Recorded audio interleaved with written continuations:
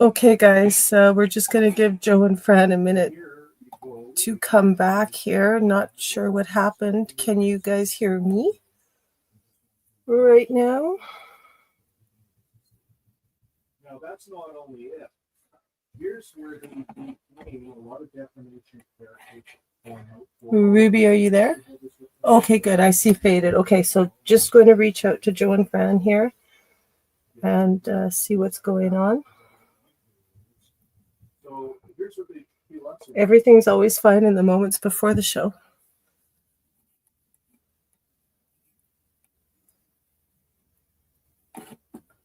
Okay, we're just waiting for some word from Joe and Fran. How are you guys this Wednesday night? Hope the weather's nice where you're at. It's been very nice for us here. Summer has definitely started.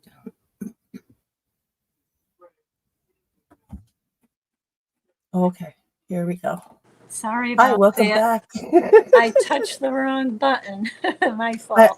I know we talked about making an entrance, but you guys. It's an entrance. All right, We're all right. fashionably late. Yeah. Yeah, that's very, very true. You guys have a great show. Sorry. Thank Okay. you, John. Good evening, everyone. How's the volume? Just let us know in the chat.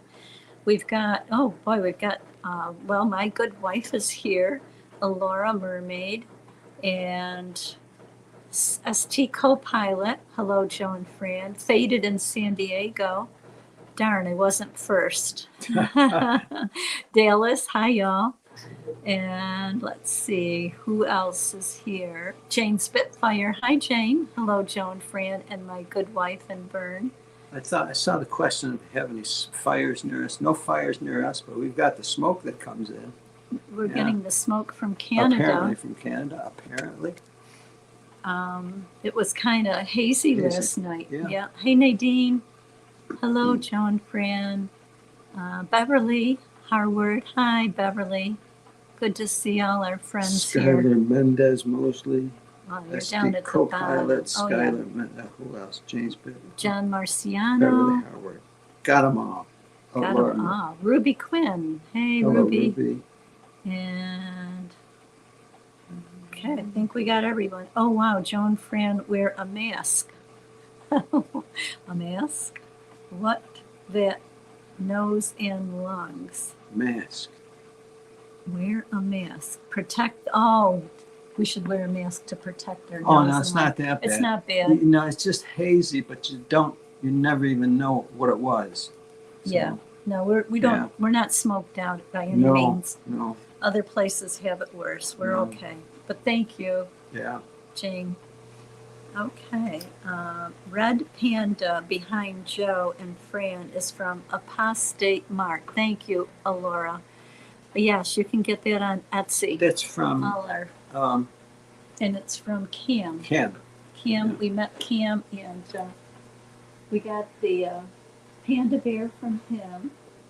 And then we went to a meetup, and he was there, and he gave away a Christmas gift, and we got one of them, and then one of them we got. And Yeah. Anyway, Yeah. yeah.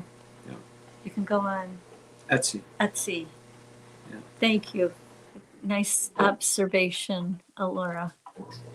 So, how's everything going? Everything? Yeah, everything. That's just way too complicated to answer.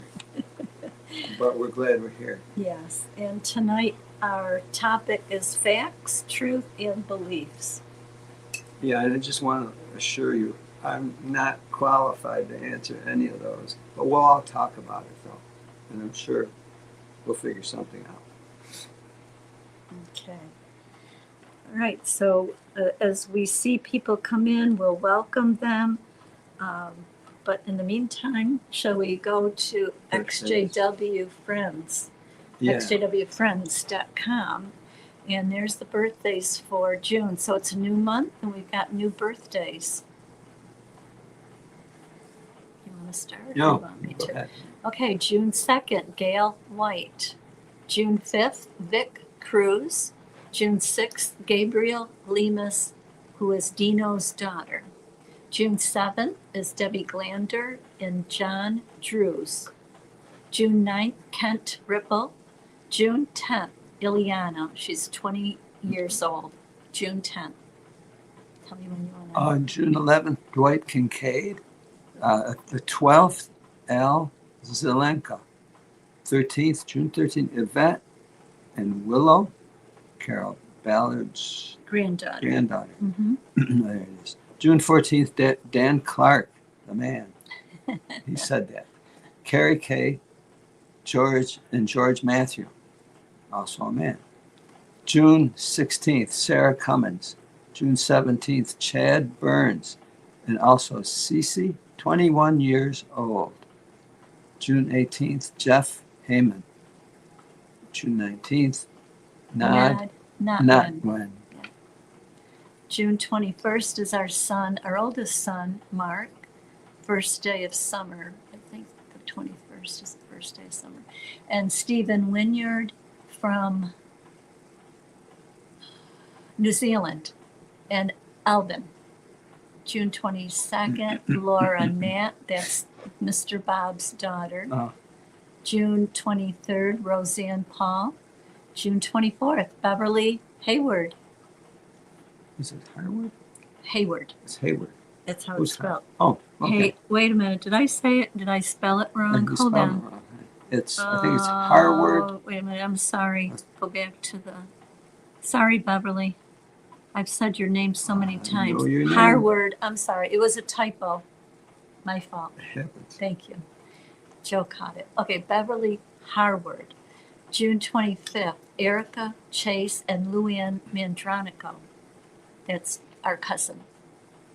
June 26th. Heather Dunn and Linda Egan. June 27th, Natasha Peters and Rodney Carroll. June 28th, Lisa Smeagol. June 29th, Rob Burns and Sweet Quilly. Okay, Happy birthday. everyone. Oh, Please put it in the comments if we missed yeah, anyone. yeah. If there's ones that we don't have, let us know. If we got it one wrong.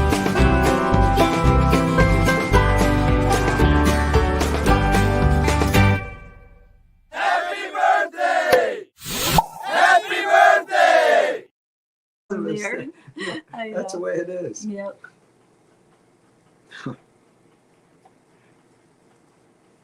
What do we? Oh, anniversaries this month. June 1st. David and Tori. Tori Stambaugh. There's 7 David years. is the one that does he's the yes. one that does our website. Website. Yep. Yep. Thank you so much, David. And June 7th, Matt and Linda Kiefer, our good friends who support us all. June 8th, Ray and Gwen Gwen. What? It's Gwen. Hayden. And June 13th, Vern and Shauna. 10 years. years. Congratulations. And thank you so much, too. June 25th, Wild Wall and Patty. Yes. Wow. Happy anniversary. Oh, So please let us know. Now, the deep dive said, thanks, it's my birthday month. Okay, the deep dive, please let us know when Yeah. your birthday is. I think you're kind of new here, I've never seen them before. the deep dive. Please let us know, and we'll put it, we'll add it on to the website. Yeah, welcome besides. And yes, let's see, anyone else new coming in? The deep dive. And okay, thought I saw someone new. Carrie K. Yes, Carrie. I think we said your birthday, right? It's the same as the 14th with Dan Clark and George Matthew. Okay, thank you. Deep dive is Carrie K. We'll make a note of that. That's, Carrie's in California. that's the deep dive. She's the deep dive. Oh. Yep. Okay. So everybody's with us still? Can you hear us? Are we still here? Faded said, through the years, you never let me down. You turned my life around. Sing it. The sweetest days I found with you through the years. I heard that melody in my ears when I saw it here. Oh, that's Very nice. What's the melody go like? Maybe someone else. will do it. Maybe Faded will come on and It's sing very it. nice. Okay. So our meetups, upcoming events, June 7th at 2 o'clock, 2 to 4 o'clock is a June online meetup.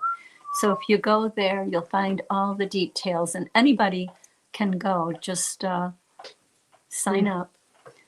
June 14th at 2 o'clock, there's a meetup in Carlsbad, California. So click on that and you'll see where it is, the address, and who to contact. Okay, here's our big one coming up August 1st through August 3rd, still live in 2025 ExJW Convention. Now this is the first time ever. Rick Fearon from Six Screens is putting it on. It's going to be in Tewksbury, Massachusetts, which is not too far from Boston. And it's a 3-day event. If you can't come to all 3 days, please try to come to at least one. Joe and I will be there for all 3 days. And Barbara Anderson, Gary Alt.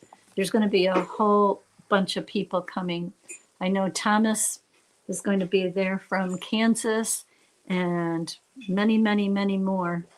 So please, if you can, there's still time. All you have to do is click on that site right there and go to JW World News.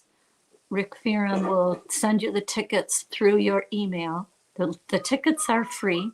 All you have to do is get there and pay for your room and food, or however you're going to get there. So we look forward to seeing everyone. That's going to be historic. Historic or historical? I think just historic. Historic, okay.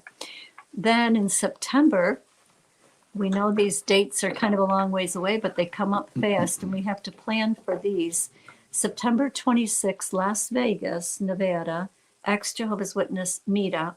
It's going to be a 2-day meetup in Las Vegas. So please click on that link and you will get the details. And as far as we know, the 5-day cruise, October 2nd, is still on. People need to really sign up because she needs to get enough people.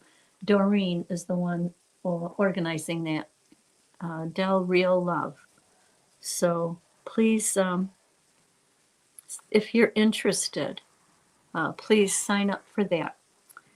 We want to say hello to Denise Hedberg. Hello, Jane Spitfire. Denise, you sound new here. Welcome. And Ruby Quinn, June 9th at 7 p.m. Eastern Standard Time, Shannon Briggs show premieres on YouTube. Event details are on Discord. Yes, so that's next Monday at 7 o'clock. So we'll have Shannon's program on Monday. Tuesday, Ruby has her program, and Wednesday we have ours. So please join everyone and support all the channels. So back to the ExJW Friends. It's always changing, so it's good to check the website. If you scroll down the bottom, Shauna, there's some other, oh yeah, that's the, okay, no, wherever. Okay, there's some of our interviews. This is ExJW Recovery by Justin. It's a recovery book, very helpful, step by step for anybody that's coming out, or even if someone's been out for 30 years, they still have that that fear. Yeah. There's Gary Alt's play that we had Gary on last week, Scapegoat. It's a play in 2 acts. It's about a Jehovah's Witness setting. So I'm not going to give any more information, but it's really, really, really good. There's some PDFs on there that are really important. Maybe, oh, there they are. PDF, Shunning the New Hate Crime. That was written by our brother-in-law, David Podos. And then Changing Cultures Statement PDF. And that's for the CSA, child sexual abuse. And there's more links under the PDF documents. That one is for SA Stories and Watchtower. So far, 4 different stories, and one of them is Dinah Lost. She gives a brief story about what she went through, and Stephanie Lynn Carson, Star Paul, and one more that I can't always remember her name. But anyway, that there's going to be more and more added to there. So if you have a story that you want to share, you can either get to us or Star Paul and have your story told. It's very healing. Please check out our website, www.exjwfriends.com. Yeah, the story, I mean, we get reminded all the time how people that call, and if they've got no one to share their story with, well, they feel just as isolated as a person who was abandoned by their family or their friends. They may have friends around them. They may have people that they have in the support group, but still, if there's a story that they're not familiar with, there's an emptiness. There's a need for someone to know, just to validate, like, that was me. Otherwise, I even question whether or not it was me. Yeah. You know, that's, you don't want to go through that, wondering whether or not what your experience was real or not. We need each other sharing our experiences just to make us feel, well, then I'm not crazy, or I'm not alone in the way I feel about it. We need that. It just makes it easier to bear, because you're not going to take it away, but it makes it easier when we know someone else carries it with them. Well, that reminds us of, we had a call last night. It was kind of late at night, but she was from California. And we're going to call her Laura. She's an older lady, and she came in the 70s, around 75. And when 75 did not happen, she woke up and she was upset. And she did not like the idea of her children not being able to celebrate holidays, and also the blood doctrine. So she was upset and she left. In the meantime, her husband was an elder, but anyway, she's going to send us her story because, like Joe said, she needed validation. And this happened in the 70s. And so this was, we're looking forward to it. 55 years ago. We carry this with us. We don't just forget these things. No. They become us. Yeah, and her brother is in, and he's elderly.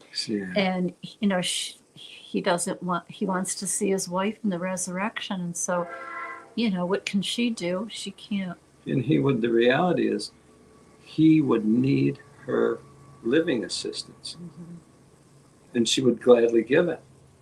But because he is set on seeing his wife in the resurrection. He can't have anything to do with her. Well, the elders found out about it, and they told him. He said, "No." Well, I think even in his mind is. Well, he said he was ready. He wanted her. He welcomed her into his life, but the elders said, no. That wouldn't be right, actually, according to the Watchtower dogma. No. And those are the decisions that people make based on information. Yes. I'm not going to call it the truth. No. Not facts, but it's information that they get from the Watchtower. Yeah. But anyway, we want to welcome Laura. If you're listening, I did send the link to you. I hope you're listening. And this is our second page on ExJWFriends.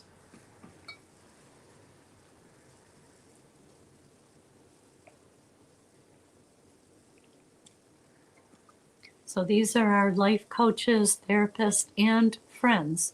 So we have Malia Thompson, and if you click on their picture, it'll tell their background, where they're able to practice. And these were all Jehovah's Witnesses.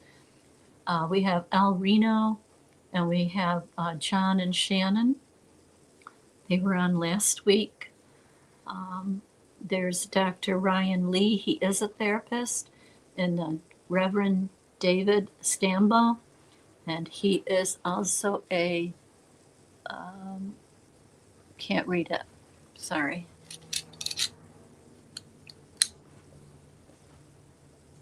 Ordained minister. Okay. Jamie Bond, a social worker. And Gary Alt, life coach. Michael Shemwell, life coach. Halima Butler, clinical social worker. And Aubrey Cruz, a life coach. So if you know any other life coaches, therapists, friends, counselors, any social workers that were Jehovah's Witnesses and they would like to be on the website, please let us know, or please let them know that we do have a website for ex-Jehovah Witness therapists. Mm. Thank you, Shauna. Okay, so, just a couple more announcements. Teresa Rubio, she's one of our that comes on regularly. She's going to be having surgery on June 16th. Her surgeon is in New York City, and he is confident with a positive attitude for her. So we're going to send out some positive vibes for her, that everything goes well for her surgery, and she's back with us. So thank you, Teresa, for sharing that with us. And also just tonight, Paul, who normally comes on, Paul Kohler from West Virginia, he's in the ER. Oh, He said, and he has a possible broken foot. oh my goodness. We don't know many Ooh. details, but hopefully it's not as bad, hopefully, Yeah. and that he recovers quickly. Yeah. But we wish Paul and Teresa, we wish you speedy recovery. And I think that was all the announcements, unless you know of any, or if there's any in the chat, or if Ruby knows of any. Yeah. Thank you, Jane. I like your earrings. Which ones do I have? Oh, thank you. Yeah, Ruby says thoughts and prayers. And Beverly said, what's wrong? Yep. 3 times a day when first married. Okay, I don't know what they're talking about. Okay, they got their chat going. Yeah. That's okay. Yeah, we're not eavesdropping. Do you want to go to the video? Or do you want to say something first to kind of prepare them for the video? I don't want to say a thing. Okay. It's video. About very a serious video. Yeah, and maybe some of you have seen this. This is so that we don't forget why we're here. Yeah, and we'll comment on it. Because it's easy to forget the reason why we're here and what we need to accomplish. They trusted it like scripture. For decades, Jehovah's Witnesses around the world opened each issue of the Watchtower with reverence, not as a magazine, but as spiritual truth straight from God. For many, it shaped their childhood, their marriage, their family decisions, and even how they viewed life and death. To question it was to question Jehovah himself. And so they followed, with loyalty, with sincerity, and with deep conviction. But what happens when the truth keeps changing? When the same magazine that once condemned vaccines, organ transplants, or higher education later quietly reverses course, without apology, without explanation, and without taking responsibility for the lives that were affected. Some call it new light. Others, especially those who lived through it, call it betrayal. Today, thousands of former witnesses, many in their 60s, 70s, and beyond, are looking back and asking, was I misled? In this video, we're going to walk through 10 Watchtower claims that many Jehovah's Witnesses now regret, some in silence, others with open grief. These aren't rumors. They are real teachings, printed and distributed for decades. Teachings that broke families, ended lives, and left permanent scars. Stay with me until the end, because number 10 is something so painful, so buried, that even the organization has tried to erase it from memory. 1. 1914, the generation that will not pass away. For decades, the Watchtower declared with absolute certainty that the generation alive in 1914 would witness the end of this system of things. It wasn't presented as a possibility, it was printed as prophecy. Page after page, year after year, they taught that Armageddon was just around the corner, and that Jehovah would soon bring destruction upon the wicked, all within the lifetime of those who saw the events of 1914. Entire families made life-altering decisions based on this belief. Some never pursued a career. Others didn't have children. Many avoided saving for the future because there was no future left. But time moved on, and so did that generation. When the calendar turned to the late 1990s and early 2000s, not only had the 1914 generation passed away, but the Watchtower had quietly revised its interpretation, now calling it overlapping generations, a vague and confusing concept that no one had ever taught before. No public apology. No acknowledgement of the fear they caused or the trust they violated. Just a silent rewrite. And for those who sacrificed their lives on that promise, the pain runs deep. Because it wasn't just a doctrinal error, it was their life they gave up, waiting for a world that never ended. 2. Vaccines are a violation of God's law. In the 1930s and 1940s, the Watchtower published several articles declaring that vaccines were against God's law. They referred to vaccination as an unclean practice that faithful witnesses should avoid if they wanted to remain loyal to Jehovah. At a time when polio, smallpox, and other deadly diseases were devastating communities, this teaching placed thousands of Jehovah's Witnesses, including children, at serious risk. It wasn't presented as a personal decision. It was a spiritual command, one that shaped medical choices for an entire generation of believers. Many older Jehovah's Witnesses today remember those days. Some recall parents who refused vaccinations for their children. Others may have grown up with a deep distrust of doctors, rooted not in science, but in the pages of the Watchtower. The organization presented itself as having superior knowledge, divinely guided, while the medical world was portrayed as part of Satan's system. And for those who followed this teaching in good faith, the consequences could be tragic. Lives were lost. Disabilities endured. And yet, the society stood firm, until it didn't. By the 1950s, without formal apology or public correction, the Watchtower reversed its stance. Suddenly, vaccines were not only permitted, they were no longer mentioned as a spiritual issue at all. Members were left to quietly adapt. No explanations. No accountability.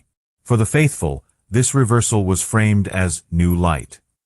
But for thinking men and women, especially those who suffered or lost loved ones, it raised deeper questions. If this was truly God's channel, how could it have been so dangerously wrong? 3. Organ transplants are cannibalism. In 1967, the Watchtower released a shocking statement that would affect medical decisions around the world.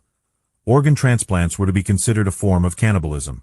In an article published in the Watchtower of November 15th that year, they argued that receiving a kidney, a heart, or even a cornea was equivalent to eating human flesh. The reasoning? That God had forbidden the use of blood and human tissue, and therefore, transplanting organs violated divine law. Faithful Jehovah's Witnesses were expected to reject transplants, even when their lives, or the lives of their children, were on the line. This teaching had very real consequences. People died. Not because there was no treatment available, but because they genuinely believed that accepting an organ meant disobeying Jehovah. Imagine being a father, sitting by your child's hospital bed, knowing that a life-saving transplant was possible, but believing it would cost both your child's life and their eternal future. For many families, that was the reality. They weren't making medical decisions. They were making moral ones, shaped entirely by the doctrine printed in the Watchtower. Then, in 1980, everything changed, again, with no apology, no public confession, and no acknowledgement of the suffering caused. Suddenly, the ban on organ transplants was lifted. The organization quietly stated that it was now a matter of conscience. But for those who had already buried a spouse, a parent, or a child due to this teaching, the damage had already been done.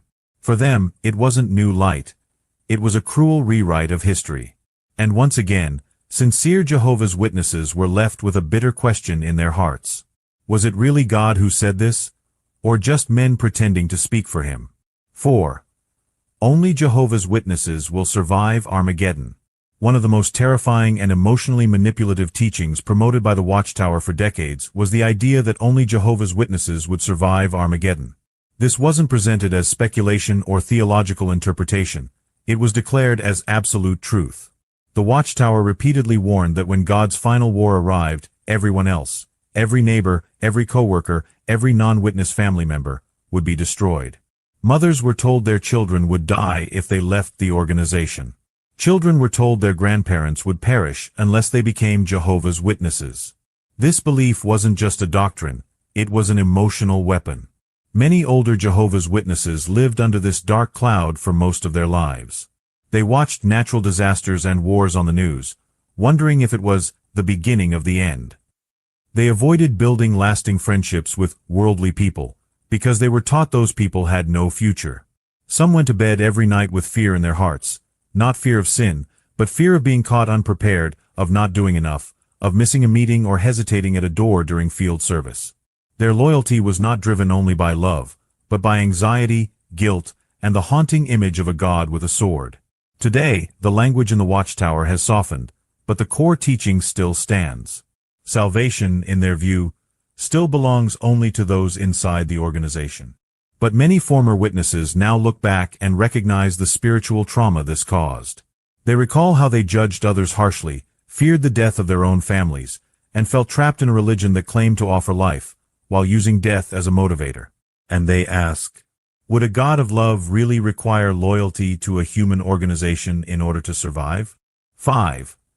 Avoid higher education. It's dangerous. For decades, the Watchtower strongly discouraged Jehovah's Witnesses from pursuing higher education.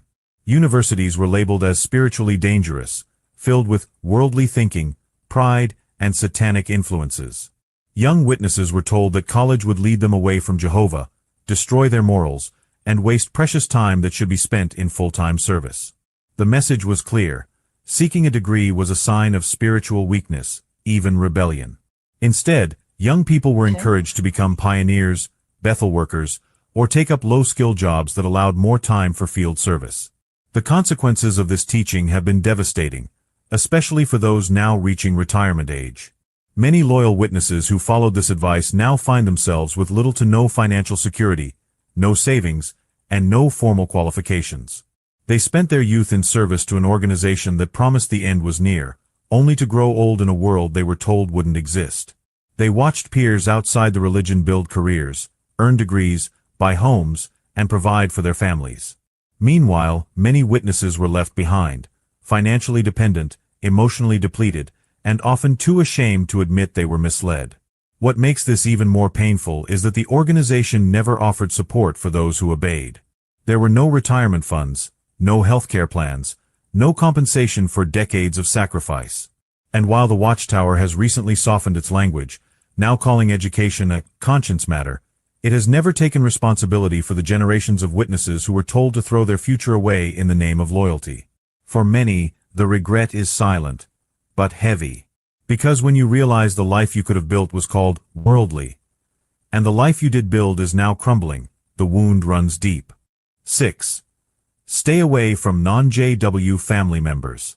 Few teachings have caused as much emotional pain as the Watchtower's stance on relationships with non-Jehovah's Witnesses, even close family members.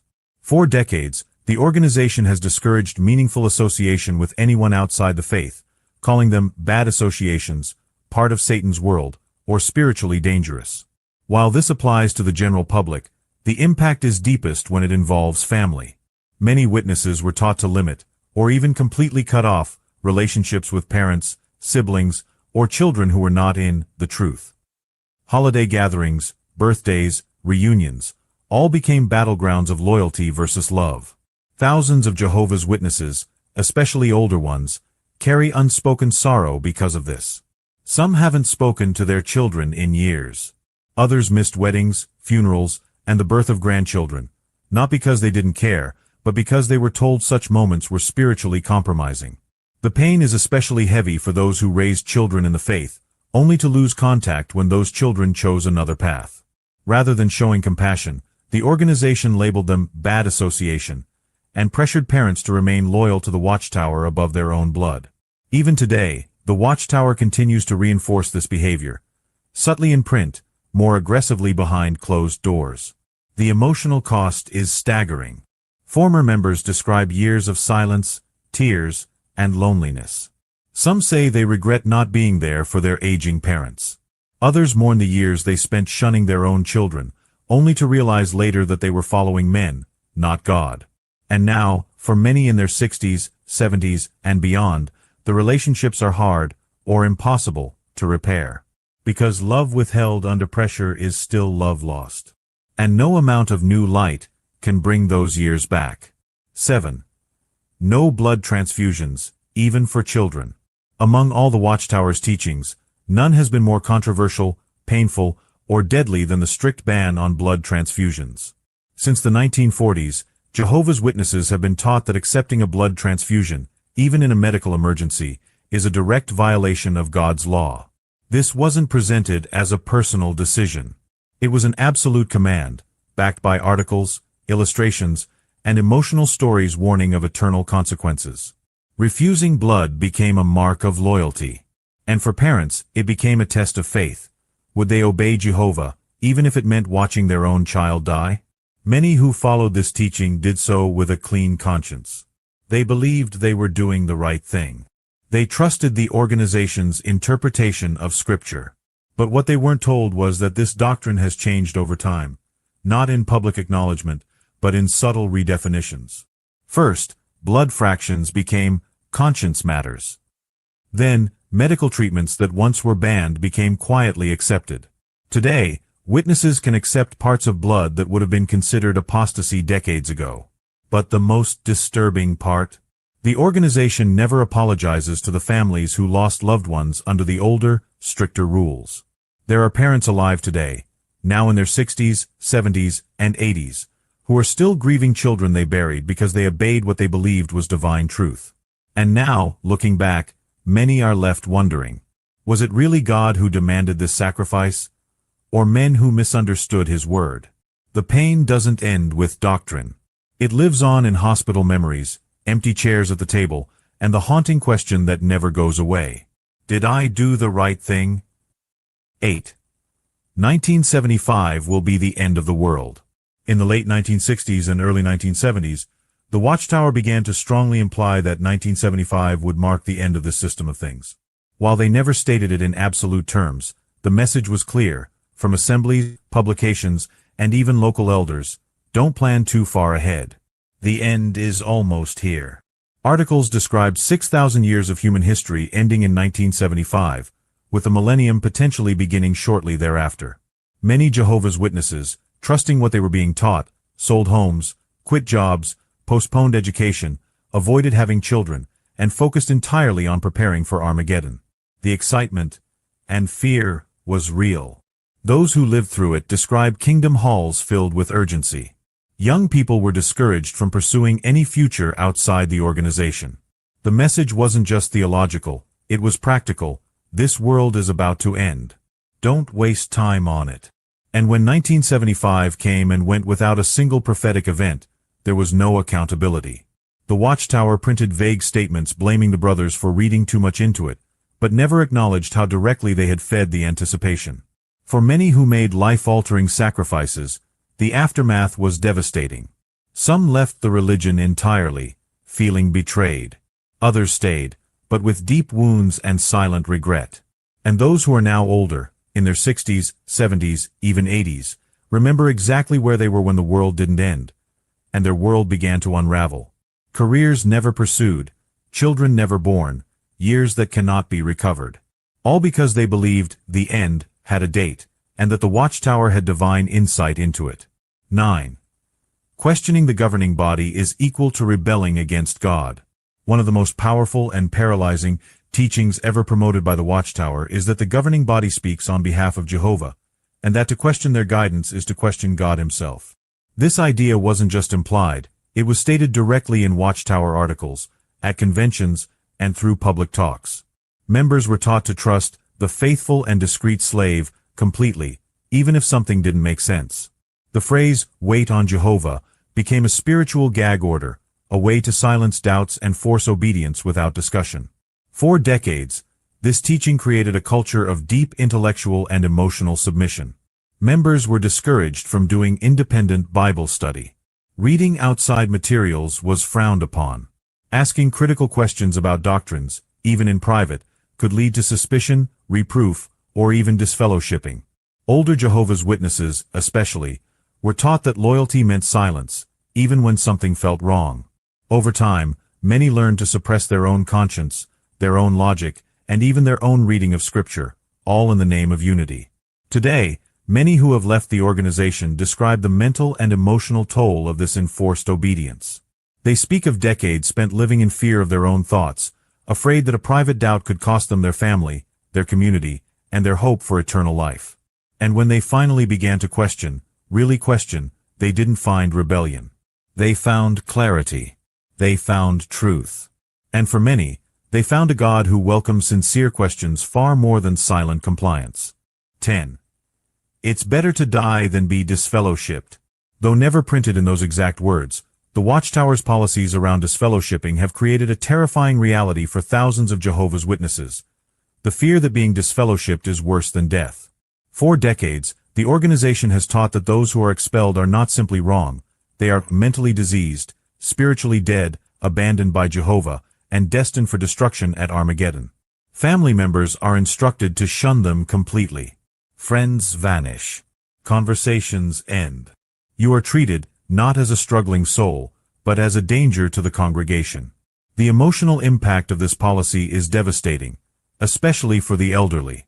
Imagine dedicating 40, 50, even 60 years to a religion, and then being cut off from your children, your grandchildren, your community, for expressing a doubt or for making a mistake. Some who were disfellowshipped at an old age found themselves completely alone, and many have died that way. In some cases, individuals facing disfellowshipping have chosen suicide. Not because they didn't want to live, but because life without family, identity, and hope felt impossible. The Watchtower rarely acknowledges these tragedies. There are no public confessions, no revisions of policy, no mourning for those lost in silence. But for those who lived it, or are still living it, the message remains painfully clear: belonging is conditional, and leaving has a cost. For many, the regret isn't just about wasted years. It's about people they'll never speak to again, moments they'll never recover, and the cold realization that a system claiming to represent God turned love into punishment. And that may be the deepest wound of all. The pages of the Watchtower once felt like bedrock beneath your feet, solid, unmoving, divinely placed. Today, as we sift through the debris of broken predictions, shifting doctrines, and silent revisions, that same ground may feel strangely unstable. If you are in your 60s, 70s, or beyond, you have lived long enough to see unchangeable truths change, sometimes more than once. That realization can shake the deepest parts of the soul, because it isn't just theology that moved. It is your memories, sacrifices, and relationships. Yet there is a quiet strength in finally naming the harm. When you look back and admit, yes, I sold my house because of 1975, or yes, I lost my daughter over a blood transfusion, you reclaim pieces of yourself that were buried under fear and obligation. Truth has never been afraid of examination. In Scripture, the Bereans were praised for testing even the words of the apostles, Acts 17 verse 11. If the earliest Christians could question inspired men, surely we can question a magazine written by ordinary people. Some will say, let the past stay in the past. But wounds ignored do not heal. They simply ache in silence. Healing begins when light reaches the places we once kept in the dark. It is not rebellion to grieve the years you lost, the education you never pursued, the family you were told to shun. It is honesty, perhaps the most essential virtue for anyone who claims to love truth. And honesty, when bathed in grace, can become the doorway to a faith that is deeper and freer than fear ever allowed. If you are still inside the organization and these 10 claims trouble you, let that discomfort do its work. Ask questions. Read the Scriptures without the study aids. Talk to former witnesses who have walked this painful path before you. You may find, as many have, that God is bigger than the boundaries men drew around him, and his love is not rationed by any publishing committee. Real faith can withstand hard questions. Counterfeit faith demands silence. Finally, I want to hear your voice. Which of these Watchtower claims impacted you the most? How did it shape your life, your family, your faith? Share your story in the comments. Your experience could be the lifeline someone else needs tonight. And if this video helped you see things more clearly, please leave a like so it reaches others who are searching for the same clarity. Your engagement tells the algorithm and the world that truth still matters.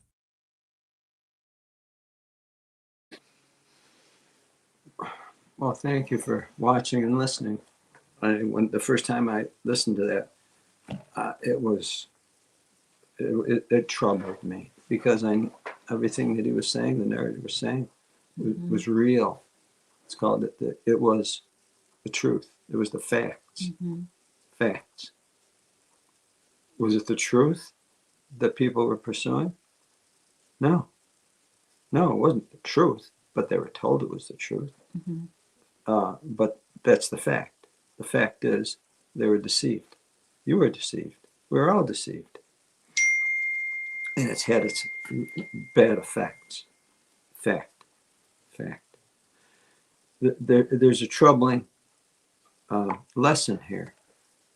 They know, the Watchtower, as well as government, as well as any other organization that offers something like bait, they know that people would be interested in it. They'll bite.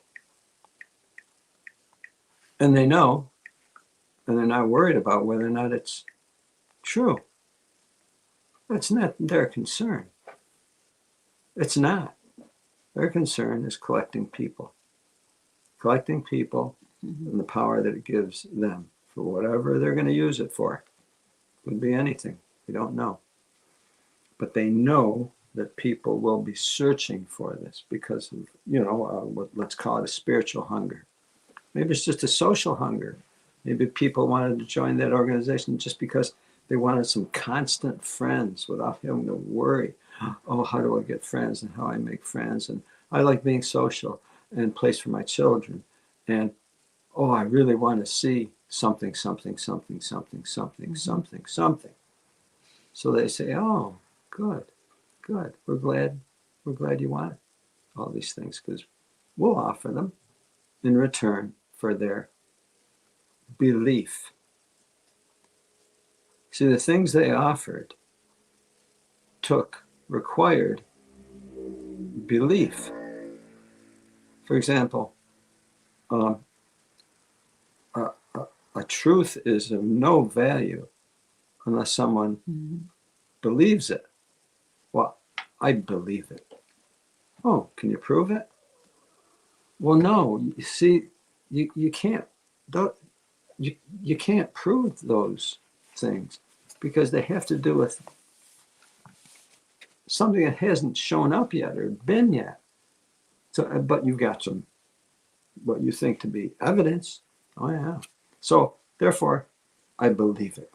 See, I've chosen to believe it. You don't have to choose to believe a fact. For example, if you know that you're going to burn your finger and hand bad if you stick it in a flame on the stove, you don't have to believe that. You don't have to. You could say, I don't believe that. You could say, I don't believe it. And you inadvertently brush your hand over the fire, and guess what? Burn your hand. Unless, of course, you're stainless steel. But you're not stainless steel. That's a fact. Your flesh. Right. Your right. flesh. Yeah. And that you can rely on. And so, therefore, there's facts that we can base our life on. And you don't have to prove it. Can you imagine? The little kid says, oh, I don't believe that I can burn myself if I stick my finger or hand there. I don't believe it. Yeah, he doesn't believe it. Does that change it? Doesn't change the fact. No, he sticks his hand and he burns himself. Guess what? Oh my, I should have believed that. I should have relied on that. Facts are things we can rely on. You don't have to believe them. Don't believe them. Just rely on them because they're facts. The difference between truth and beliefs and fact. Truth, that's crazy. This is interesting. So Fran says, in a marriage vow, I say something in a marriage vow. What? Are you telling the truth? Am I being truthful? Are you being truthful? See, we accept that we give something that's truthful. We personally give something that's full of our truth, right? Because otherwise, well, Joe, why'd you say that? Well, I heard someone say it, so now I'm going to say this to you. Well, don't you? Isn't that what you feel? Well, I was shown that that's what you're supposed to say. But is that your truth, Joe or Fran? Is that your truth? Or are you just saying it because, well, you're supposed to say these things in a marriage? Right. Which is it? Are you truthful? And am I accepting that truthfulness from her? Is she accepting that truthfulness from me? Okay, fair enough. I see the difference now. You know, it's in you that you're giving. It's your truth that you give. Mm-hmm. It's my truth that I give. And we will show whether or not we meant it. Oh yeah. Truth shows itself. Dishonesty shows itself. It shows itself. Well, look, I'll fake it real good. I know I can do that because, see, Fran's got a lot of money and she's going to get a lot of money. And so I want that money. So I'm going to do my best to prove it to her. Oh, wow. So it could have a motive behind it, behind offering that. Well, but Fran could say, oh, but I believe he's being truthful. And here, I'm not being truthful. I've got another motive. Oh my goodness. Wow. That's not very appreciated because there's treachery involved there. It's treacherous. Basically, I'm indicating that, oh, you should rely on this. And Fran says, yes, I will. And then in my heart, I know, I don't care. I just want her money.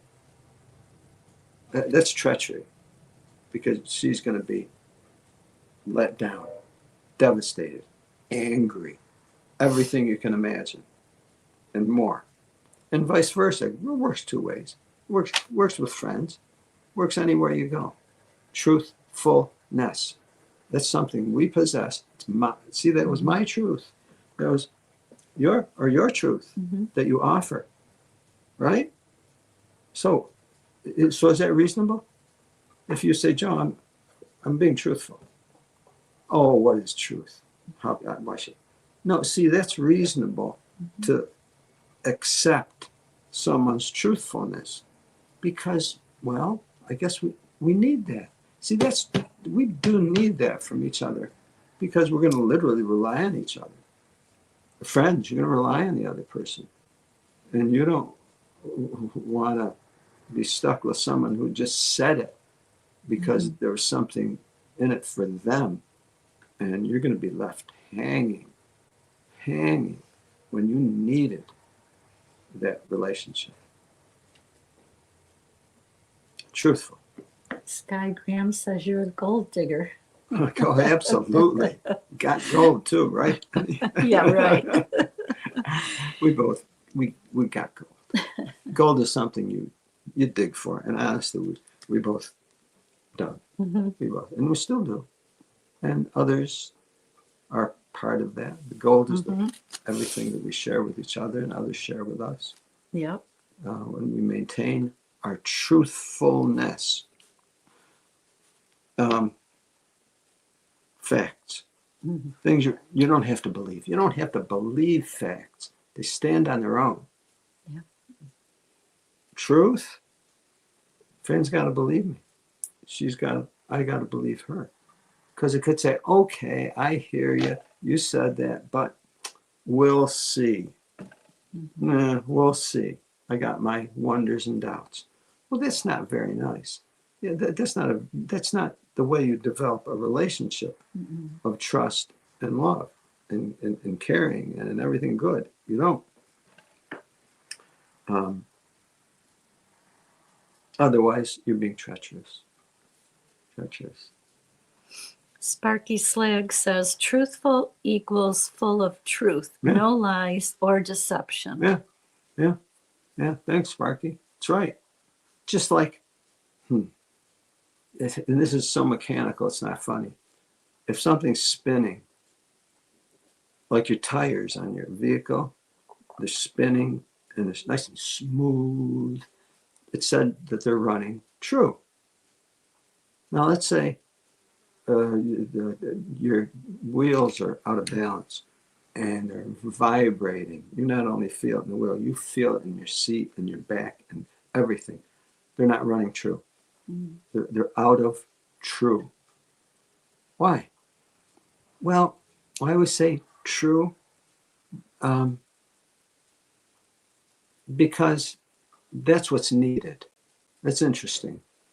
See, because if it's not running true, it's destructive. See, those forces that are generated by something that's out of trueness or balance, it's not just, oh, it's just vibration. No, see, it's vibration that disturbs balance, and it actually causes vibration and breakage. It's not true. Trueness, lack of trueness causes damage. Isn't it true? In relationships, lie to someone. See how good it does for your relationship. And that's where I was just watching a video today and others, and it was lamenting and being understanding about the position of PMO. Know what I'm talking about? Because why? In case someone is watching for the first time and they're not familiar with it, PMO is an acronym. P is for physically, I in, M mentally, O out. So physically and mentally out. They are Of what? of the Jehovah's Witnesses. So maybe they go on Zoom, make it look like they're paying attention like we were doing, and you were working at the bench, I don't want to listen to and that I was cooking or doing something. Why? Because at first our 4 children, adult children, they are all Jehovah's Witnesses, and if we just left just like that, we wouldn't have had any opportunity to explain to them why we did not believe it was the truth. So now anymore. you're saying why we chose to be physically in, but and mentally out. For a time, we chose it. For about a year, we were hoping that, we could help at least one of them to wake up. And we have 4. In other words, our goal at that point, the objective, was to salvage whatever valued relationships that we could before we knew that they would be sabotaged by that organization. So it was a desperate attempt. That means we were in physically, but guess what we left out? Our sincerity.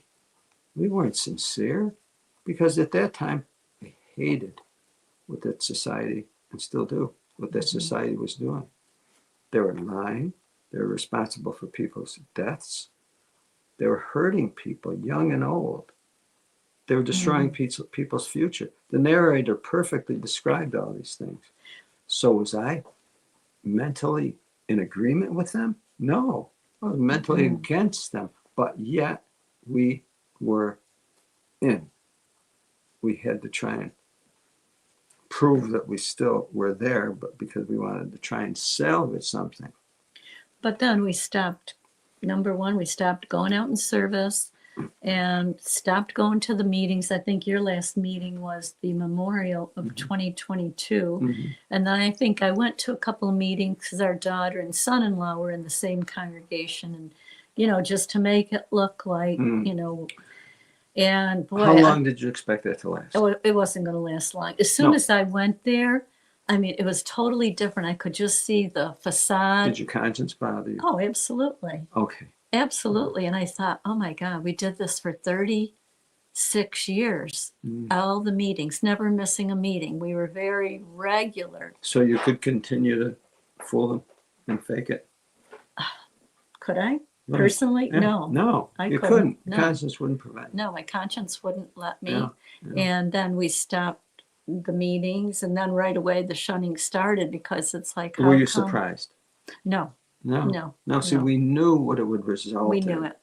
So it's like, look, for the time, temporary, we will do this only to just get what we can out of the house before it burns down. Denise Hedberg was wondering, any idea how many PIMOs are there? Who knows? Probably more than that are sincere. I know Rick keeps saying at least half the congregation is PIMO. Oh, I think it's more. You know, they're there or they're on Zoom or they, you know, maybe show an appearance once in a while. I mean, we have so many that call us. There's so many problems with all of this. Mm-hmm. The comment that I left, and just you can react to it and let me know what you think. I said, PIMO is a desperate position to be in. You're desperate.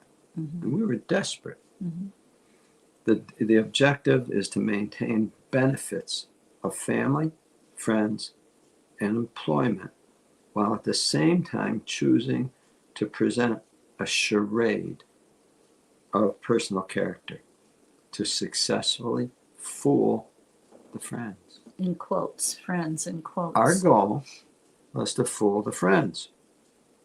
Why? We meant them no harm. What we were desperately trying to do is to salvage any relationship that we could with our family. Well, it didn't take too long to figure out that it's not going to work. It doesn't work that way. For one thing, it's not honest. They say honesty is the best policy.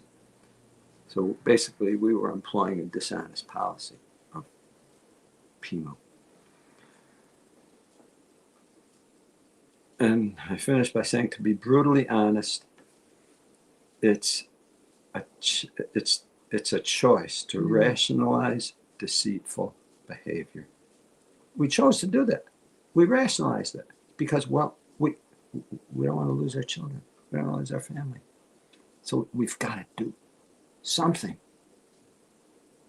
even if it's not sincere and honest. Mm-hmm.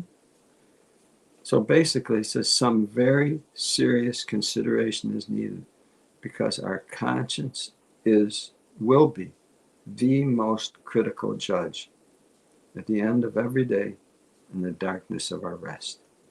Mm-hmm. Every day, every night. You're going to be left. We were left with our conscience. This is how there's a scripture in the Bible says they exchanged the lie for the truth. Mm-hmm. I says, well, why would someone exchange a lie for a truth? Well, we know now why. We know. Because there's so many people who are in that organization and they know they're PIMO. They know that it's not the truth. They discovered they've been being lied to and abused. Mm-hmm.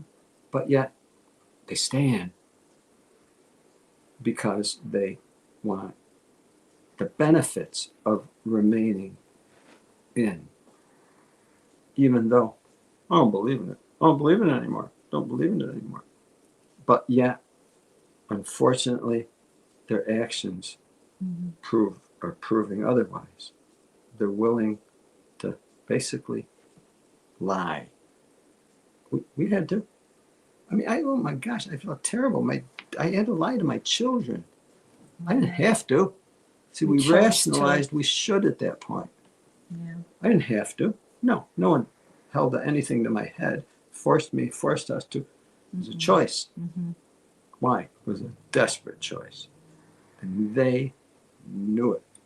Society knows that people in that situation would be very desperate. And it would get them to do that. Mm-hmm. It would either get us to do what we did, or it would get ones who are still in the organization, perhaps listening right now.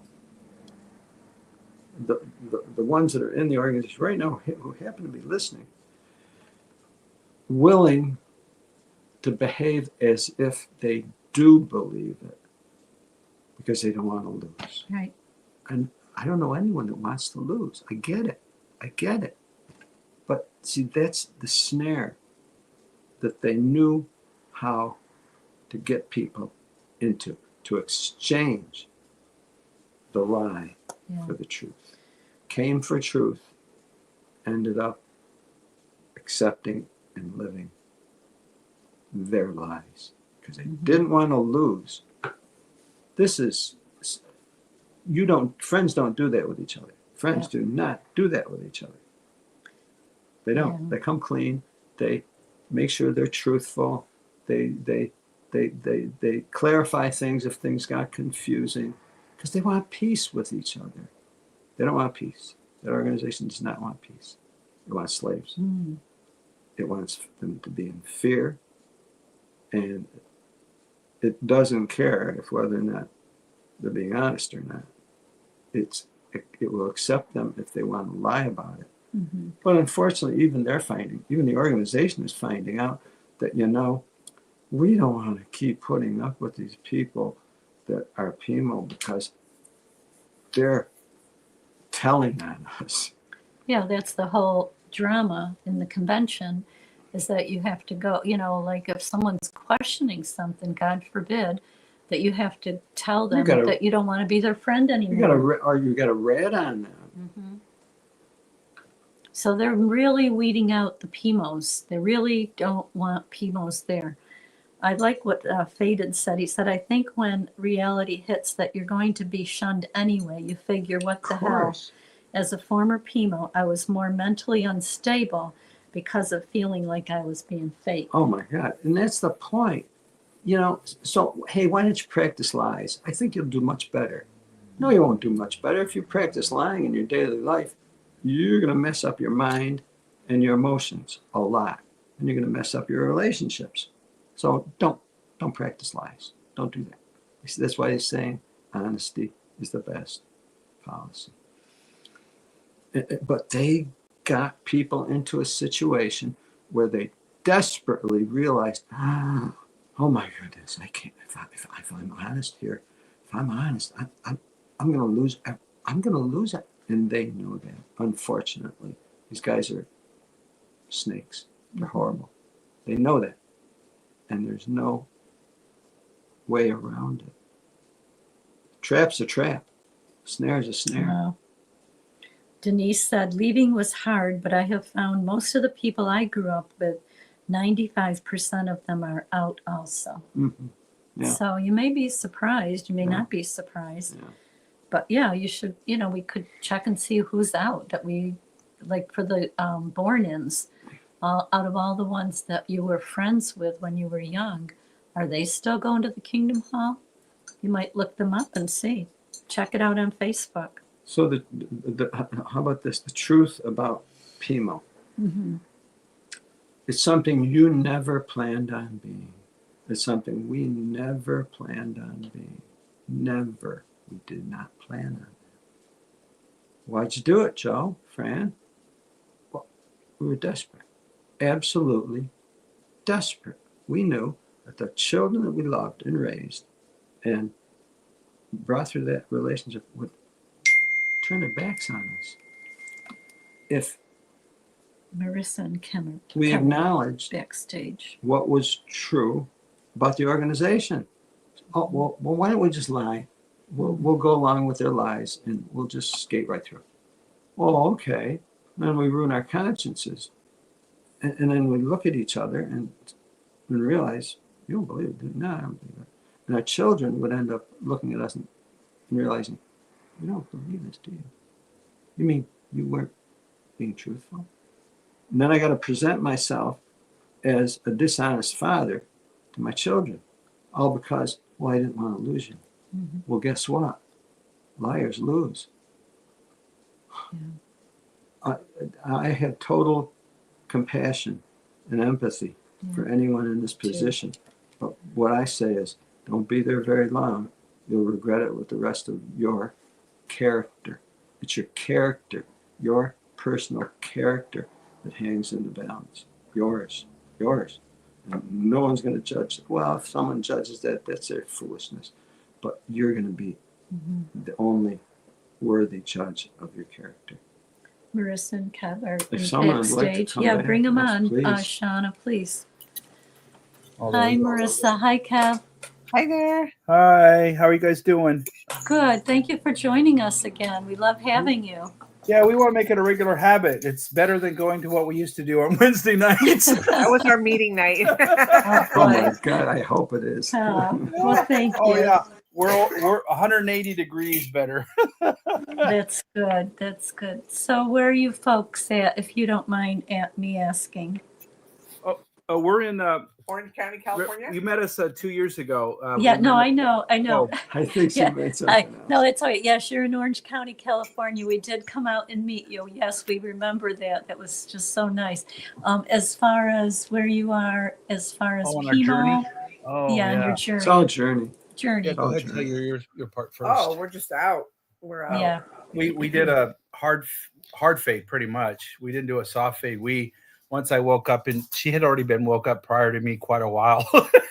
And then in April of 22, the lights went on, the scales fell off my eyes once I had already, long story short, with my daughter and her working together on me hearing these things from, reading stuff, and then finally seeing the ARC again, because I had seen it when I was still in the fog with him being interviewed, and it went right over my head. But once I saw I had reached a crescendo where I realized something's not right here. And when I saw Jeffrey Jackson do that again in front of that lawyer, and he led him down that primrose path, I just the carpet fell out from underneath me. Yeah. And to your point, Joe, what you were talking about earlier about lying Yeah. and how damaging it is. Yeah. Even though he says I was awake, I knew a lot of stuff, but it wasn't until I stopped taking in that propaganda and the lies that I started healing.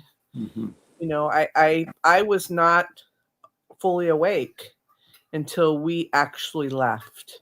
Because when you're in an environment that's emotionally abusive, which it was for me, and it just triggers you, and you're afraid of losing all your friends, and they're not going to talk to you when you leave. It's just nothing but anxiety. I didn't see clearly until we stopped going for like a few months. That's when I started really. So that's bringing up pomo, physically out, mentally out. Right. Okay, well, what about something you may have brushed on a little, but me, physically out, but mentally still in? I've never experienced that myself. Never me. How do you avoid that? I don't know how people avoid that, because it's almost, I had a dear friend. She's a sister who was a POMI, and I was pioneering at the time. And so I spent a lot of time trying to get her back in. I almost think it's as bad as being a PMI, because of all the self-policing that you do. Yeah. And the guilt that you feel from not going to the meetings and not doing what you're supposed to. Yeah. There's so much to overcome with the indoctrination. So in other words, it leaves the person with a huge obligation to do the work, to prove to themselves. Yeah. And if they don't do the work, they're going to be stuck with it. They're going to be, and that's the burden that they left on individuals. Intuitively, they may know, oh, well, I really don't, I think they're lying. Okay, but why? How do you know it? And the information's out there. There's so much information out there. But if they're too lazy to do the work, unfortunately, their minds are going to stay in. But the laziness emotions is started in the organization. They've been so conditioned to be spoon-fed and babies. Yeah. So they when they leave, I don't know if you guys have experienced this with people, but I've noticed that a lot of ExJWs, they are POMIs. They have not deconstructed completely. The word is so proper because it's it's work, debuilt. You got, in other words, if it's built up, now you got to build it out Yep. and down. Yep. Takes work. Takes work. It does. Yeah, and if their does. whole life was being a Jehovah's Witness, like you mentioned, it wasn't until you stopped going to Ooh, meetings, wow. until you stopped the hamster wheel, you got off of it, you were able to look at things differently and things sounded differently. And the world wasn't as bad as they made it seem to be.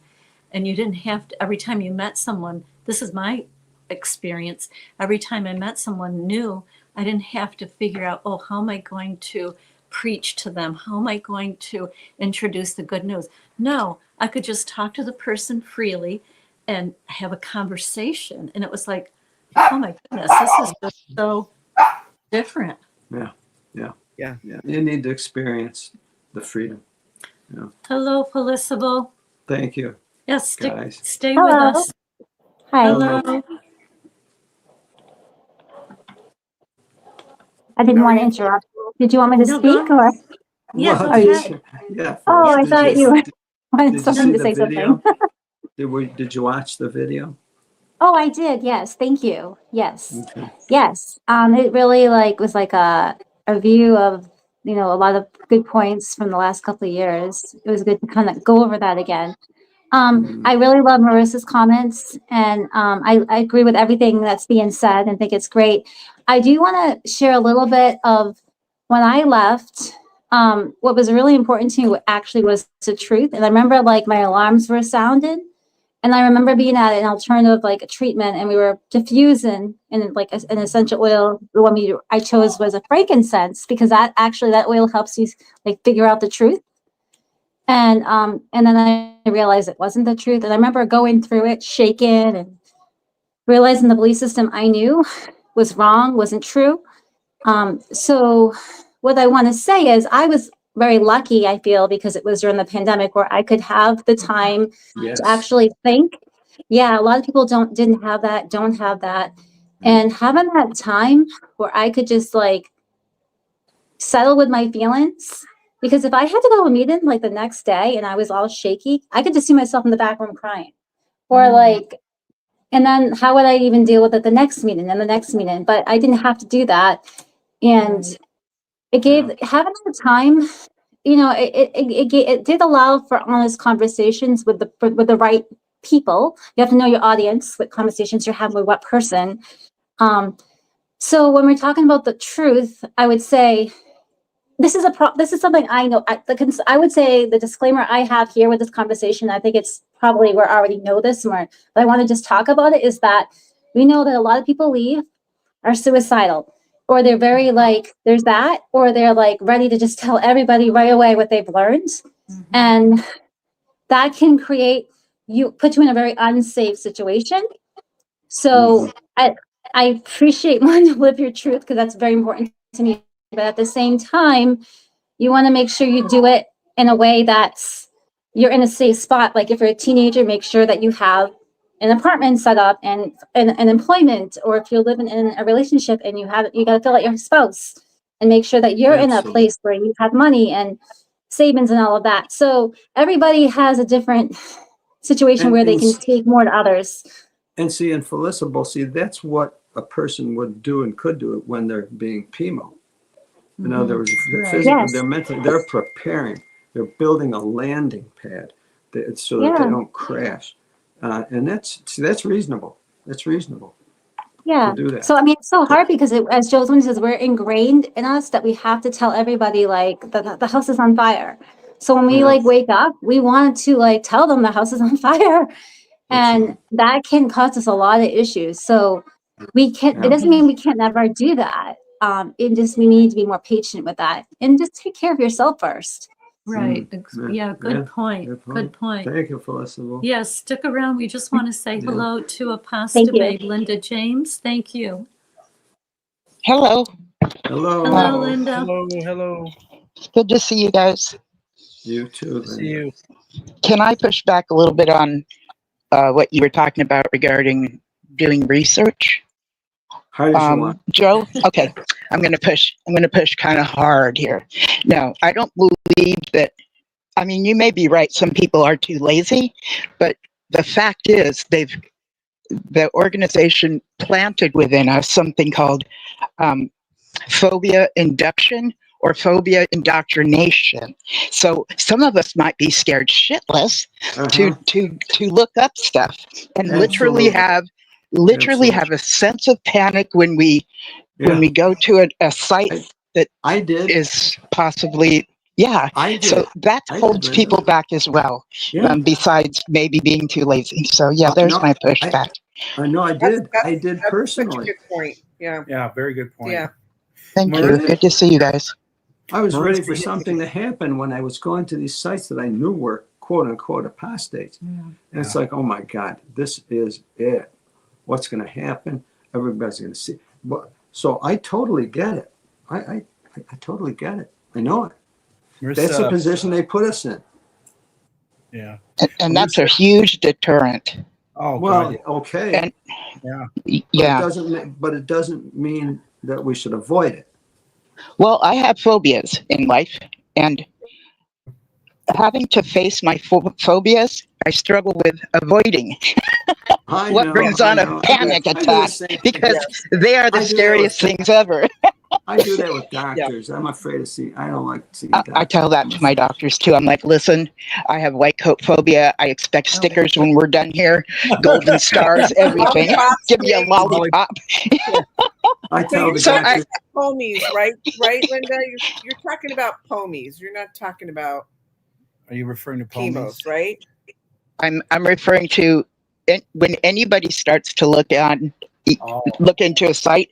Well, I actually did spend, after I left the org, I was a POMI for about a good 7 years. Oh. So during that 7 years, if I was ever going to get right with God, I would go back to the Kingdom Hall. So my mindset was still, that's the truth. Well, Linda, Yes, then I'm going to yes. ask you, Linda. You would be an excellent person to ask. What did you do to overcome that? Yeah. Well, let me just say, I had someone take me under her wings after I met Randall Waters. This is before internet and everything. So Randall Waters turned me on to somebody named Cynthia Hampton. And she's well known. She's been on a few shows that happened as like a expert that can answer questions. She was also on the Leah Remini show when they had the Jehovah's Witnesses on. So I met her. She was in the next city of me, and all she did was simply be a friend. And she ended up taking me to my very first ex-Jehovah's Witness potluck. Yep. So my head was still very, watchtower thinking. And as I sat there and listened to Randall Waters speak about the 8 criterias of totalism, or something like that, by Robert J. Lipton, I literally could not hear or receive any of that, because what was going on in my head was continuous thought-stopping cliches. So, and that was like in my late or middle to late 20s. So it was, I had to continue to desensitize myself. But after you go through something like that with high anxiety, it exhausts you. Like if you ever get chased by a bear in the woods, by that night you are extremely exhausted. It's called a parasympathetic rebound. And it's so there's a part of me that just wants to avoid facing possibilities of having panic attacks, but that is actually the way of getting over it for me. Because what ended up happening for me was, guess what? My phobia was actually being afraid of the panic attacks, which turned into a wicked cycle. It was not a good day when I was having them. No, So you're describing something that everyone has to some extent. And honestly, this is where we don't get along very well without someone who can help us. We don't. Every one of us. Yeah. And until you find someone who can fill in that gap, you're going to go through this. I totally sympathize in our with case, that. In our case, we got in touch with Ken Mayo because he put his number out on Wendy Renee, and we just said, hey, he's got his number out there. He was an elder. Under his wing. Let's just call him. And he would call us every day in the beginning. How you doing? What's new? What do you want to do? What's going on? And every day he was there, he would call us, and that's a friend. That's a true Wow. friend. We were Wow. looking. We were looking. See, the thing that I've discovered, and I mean others too, it's an act of faith to render good to someone else, because it's good to do that. Well, it's also an act of faith to seek help when you need it. And see, I didn't know that her being my friend was going to be such a help. Like, I got to tell her things like, this is going on with me and this is what I'm thinking. And at that time I was seeking to become a Christian in mainstream Christianity. So at that time it was apologetics was a very big thing. There was like the Bible Answer Man and Christian radio and all this stuff. So, and she still is very involved in apologetics and does it very well. So I could ask her something 3 or 4 times, even like 17 to 30 times, and she never was irritated with me when I asked her again. Wait a minute. So did Moses make it to the place where the grapes were all bigger? She's, all these different doctrines. I was piecing it together as the friendship went on, and so we had a few things in common. Our children were both young at the time, and again, her personality is very different than mine. But she just chose to be my friend and to be available as I was healing. Linda, what you strike me with in that relationship is you both saw the evidence of God in each other. We did, yes. You both saw and that here in she each was an other. apostate, which was she didn't have horns and a devil tail. She was not anything like the organization taught me to think of apostates. But when I was at that ExJWFriends Witness potluck, I remember distinctively looking at the food and wondering if it was poisoned. Oh wow! Yeah, seriously. That's our mind. Our mind can play tricks like that. It's terrible. I remember sitting there going, I'm in a room with a bunch of apostates, and this is kind of a church. It didn't look like, does that mean I'm like committing spiritual fornication? Gosh, does that mean I'm a spiritual slut? And my mind just went on and on and on, not paying attention to what he was talking about. Rebuilding. Yeah. She was helping you rebuild. Yes. She really did. That's love. It was. Love. And it still is. Yeah. That's right.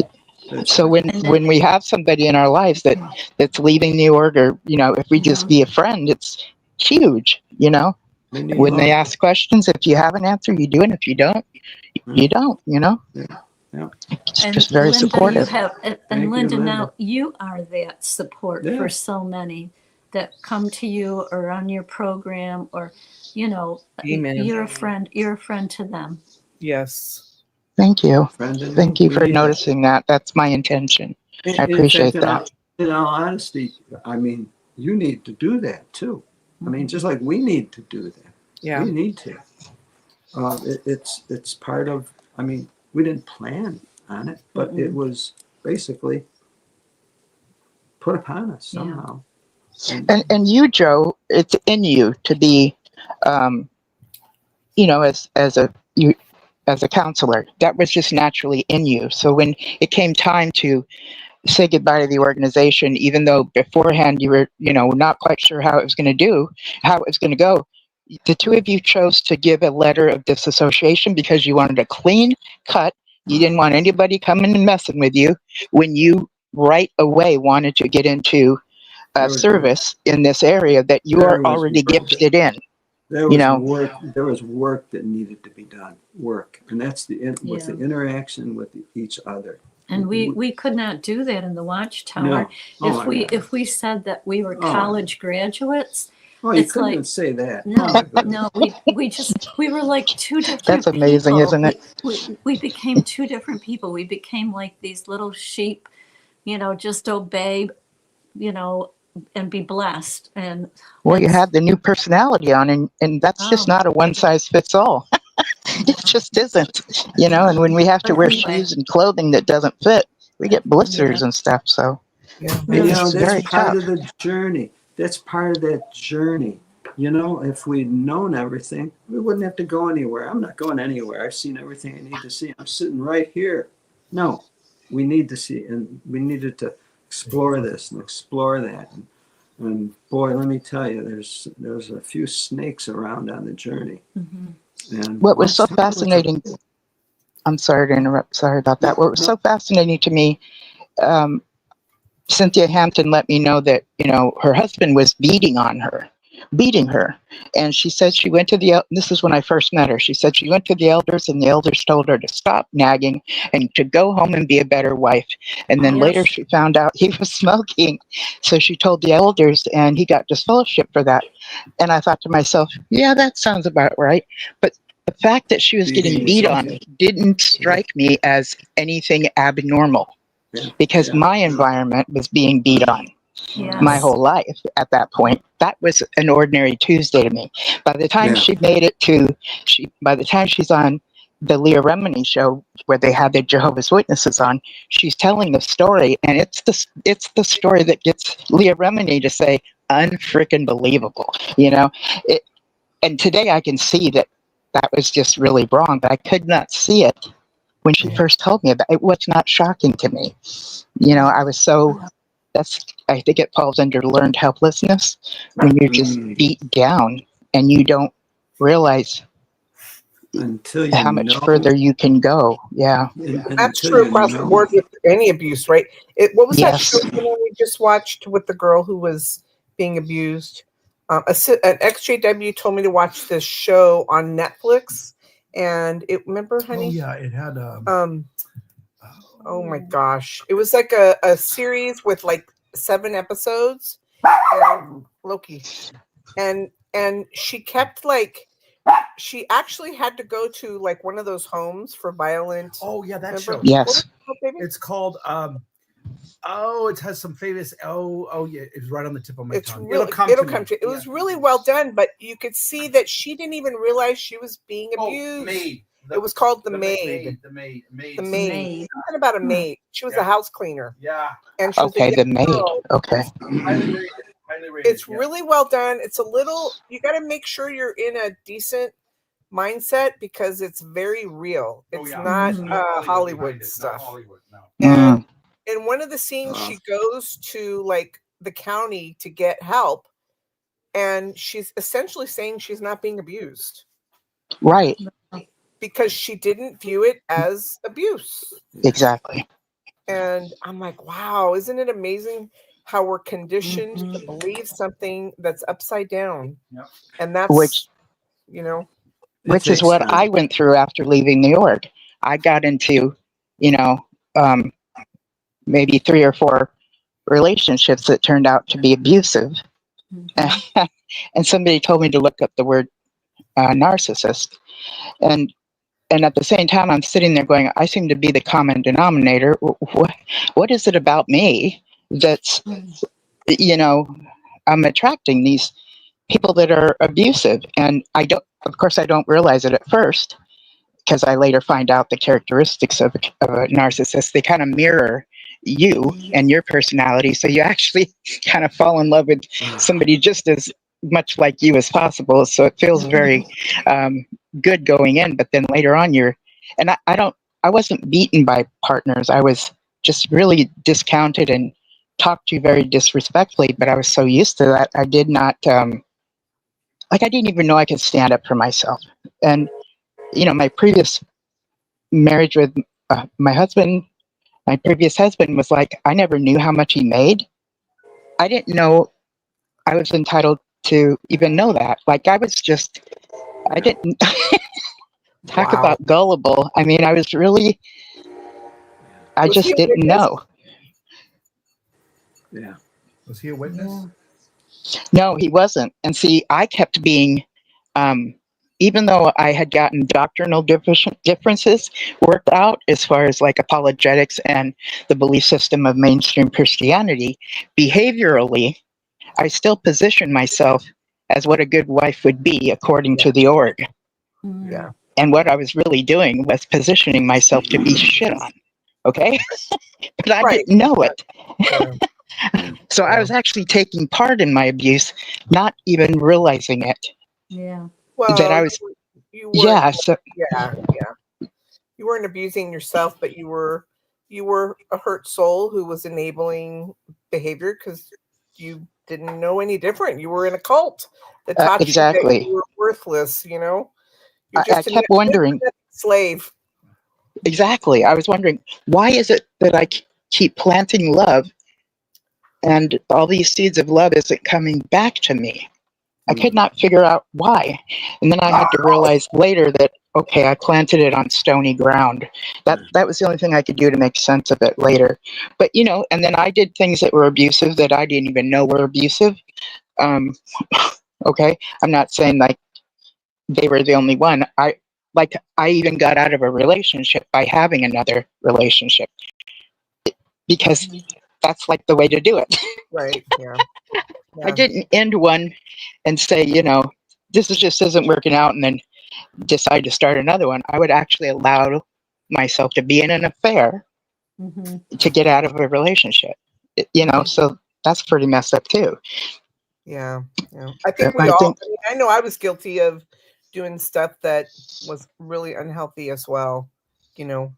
And when you can admit that and you can look in the mirror and say, darn, then there's progress, right? There's like totally process, forward yes. movement.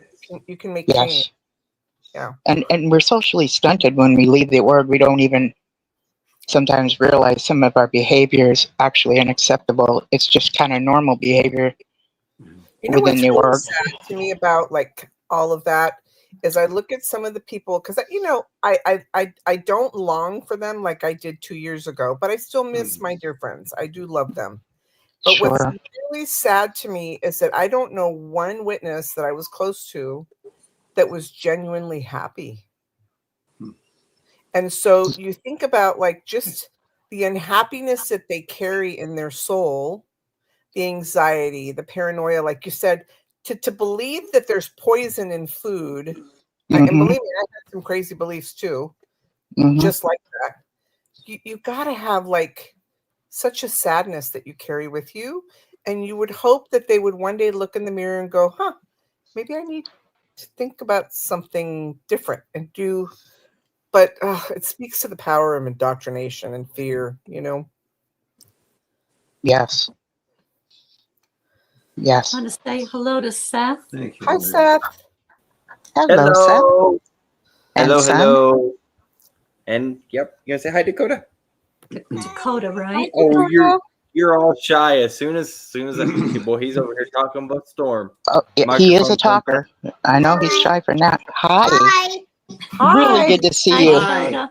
Who taught you how to say that? Say hello, friends.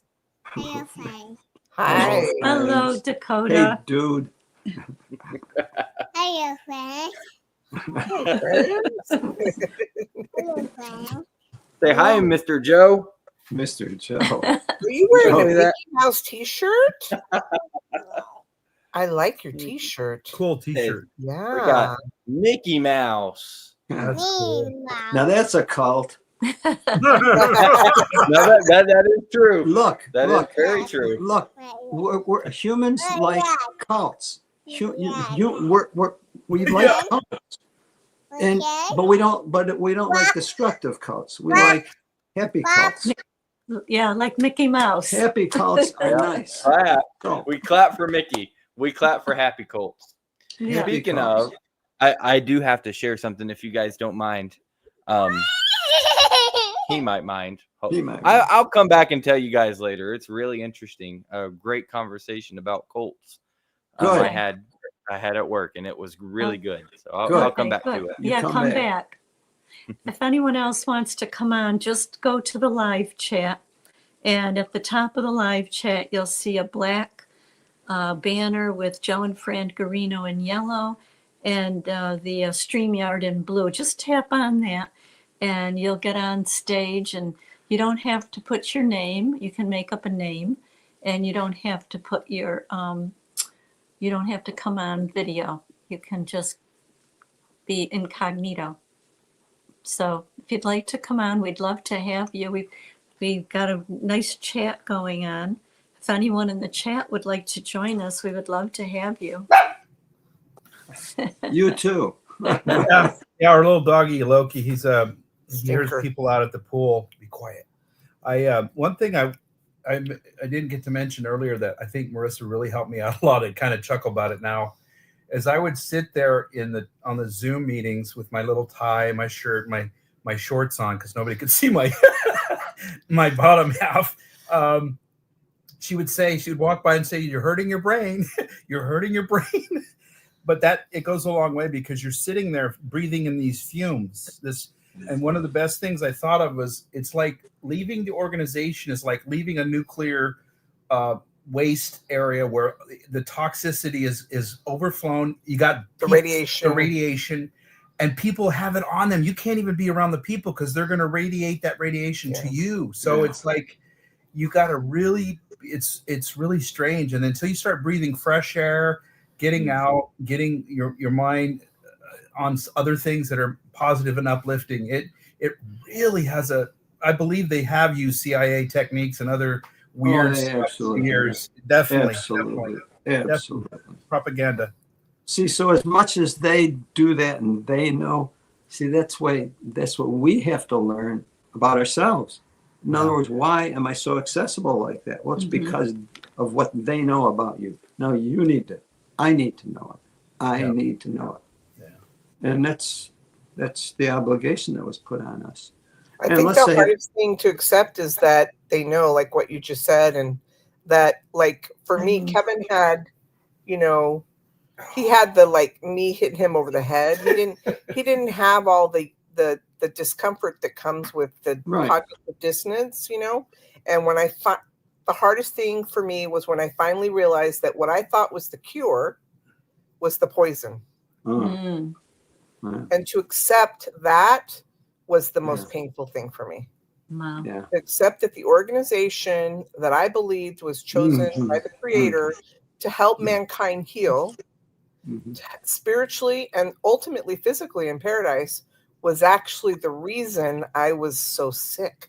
That was a hard thing to finally a pill to swallow, if you will. Yeah. So now you're more open-minded. Oh, beyond open-minded. I mean, like I'm so like I'm curious about what people believe. I never had curiosity. So I'm like, well, I have the truth. I don't need to listen to their nonsense. Right. As humans, we need to be curious.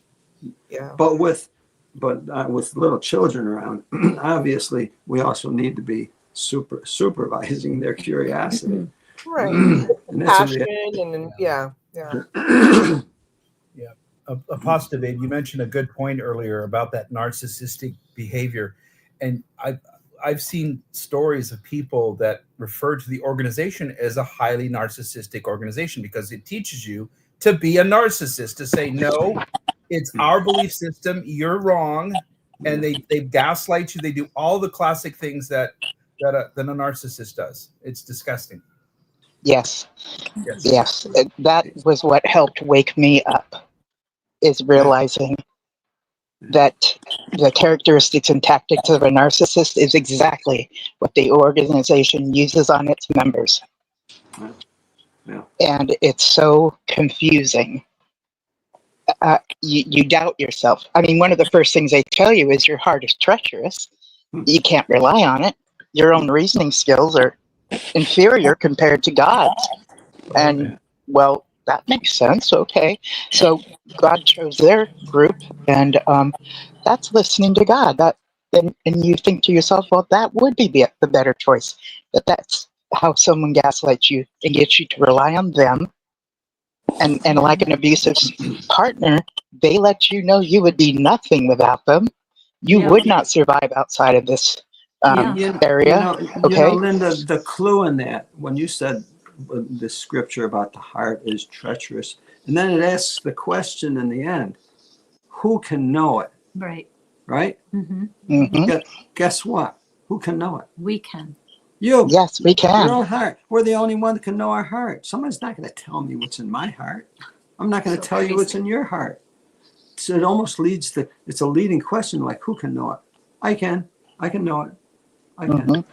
you know? The assumption was we couldn't trust our own heart because we're imperfect. So I we were know. comparing imperfect to I perfect Jehovah, and relying on the perfect instructions was the better choice. But that's the definition of gaslighting. They have to confirm to you that you aren't well enough mentally to make your own decisions, and then you will rely on somebody else and become dependent, which is exactly what the followers are, dependent on that organization, and they demand full loyalty, but you don't get it from them. We got to put some balance on this situation. Balance. They offered a situation. We had to accept it. Because there was a lot of people. I mean, we know that we'd go out in service, or we started a study with somebody and open the book and show them this. And we found out, oh, they don't accept it. So that they would had to have accepted it, but they didn't. So I said, nah, I'm through the study. I'm not interested. Goodbye. See, they did not accept it. But there were ones that did accept it. And now, so that's the other side of the situation. It's the offer and the acceptance. Not everybody can be gaslighted. Is that the point you're making? No, not everybody accepted it for some reason or another. I mean, whatever reason, everybody's got a different reason why they would not accept the offer that the Watchtower made. Oh, I see what you're saying. You know? Do we really have Kenny Rogers in the house? That's I am so starstruck. I hope it's the San Diego dude. I've been reincarnated. Ruby. Are we going to sing Ruby tonight, San Diego? You've painted up your lips and rolled and curled your tinted hair. That song goes over in my head constantly. Yeah. We just want to make sure we don't forget Nadine has been, and Seth, and welcome Kenny Rogers. Nadine is, hi Nadine. Hi, Fran. Hi, Joe. Hello, hi, Nadine. good to hear from you. Yes, hi, Nadine. Hi, Linda. I'm calling because I heard Linda say that she attracted narcissists, and she didn't know exactly like why, But I have to tell you, narcissists love empaths, and because they're so nice and so sweet, accessible, and so understanding. So unfortunately, we attract people that can take advantage of the situation. And then, and nobody really talked about this years ago, about the signs of a narcissist. And but now it's all over the internet. Well, let me butt in there real quick while we're talking about narcissists. This is something that it's shaken my world, but since I left the org, I have come to light that I am a self-aware narcissist, which is rare. I do battle with narcissistic personality disorder every day, and I do attribute that a lot to being in the cult for most of my life. It's kind of shaped my thinking for a long time, and I battle that every day. The point is, I'm self-aware. That's super rare when it comes to narcissists. Super, super rare. My wife and I, we have conversations about this all the time, and it's very interesting. But yeah, my wife is definitely an empath, and I've got the narcissistic side of it. I don't like that, but well, I think that the organization raises the men to be narcissists. Yep, 100%. True. Because it's all about the men in the organization, and the women, they're on the back burner. They can't really have positions in the congregation, as far as like being a servant or anything, or an elder, or even giving a talk. I mean, they can give those little householder talks, but it's all about the men and like conducting service. It's the men. And if a woman does, she has to put a little watchtower on her head or a scarf or whatever. And so I believe the organization raises narcissists. And I could really, when I look back on it, like when I was in high school, the worldly boys were raised so much better than the Jehovah's Witness boys. Yeah.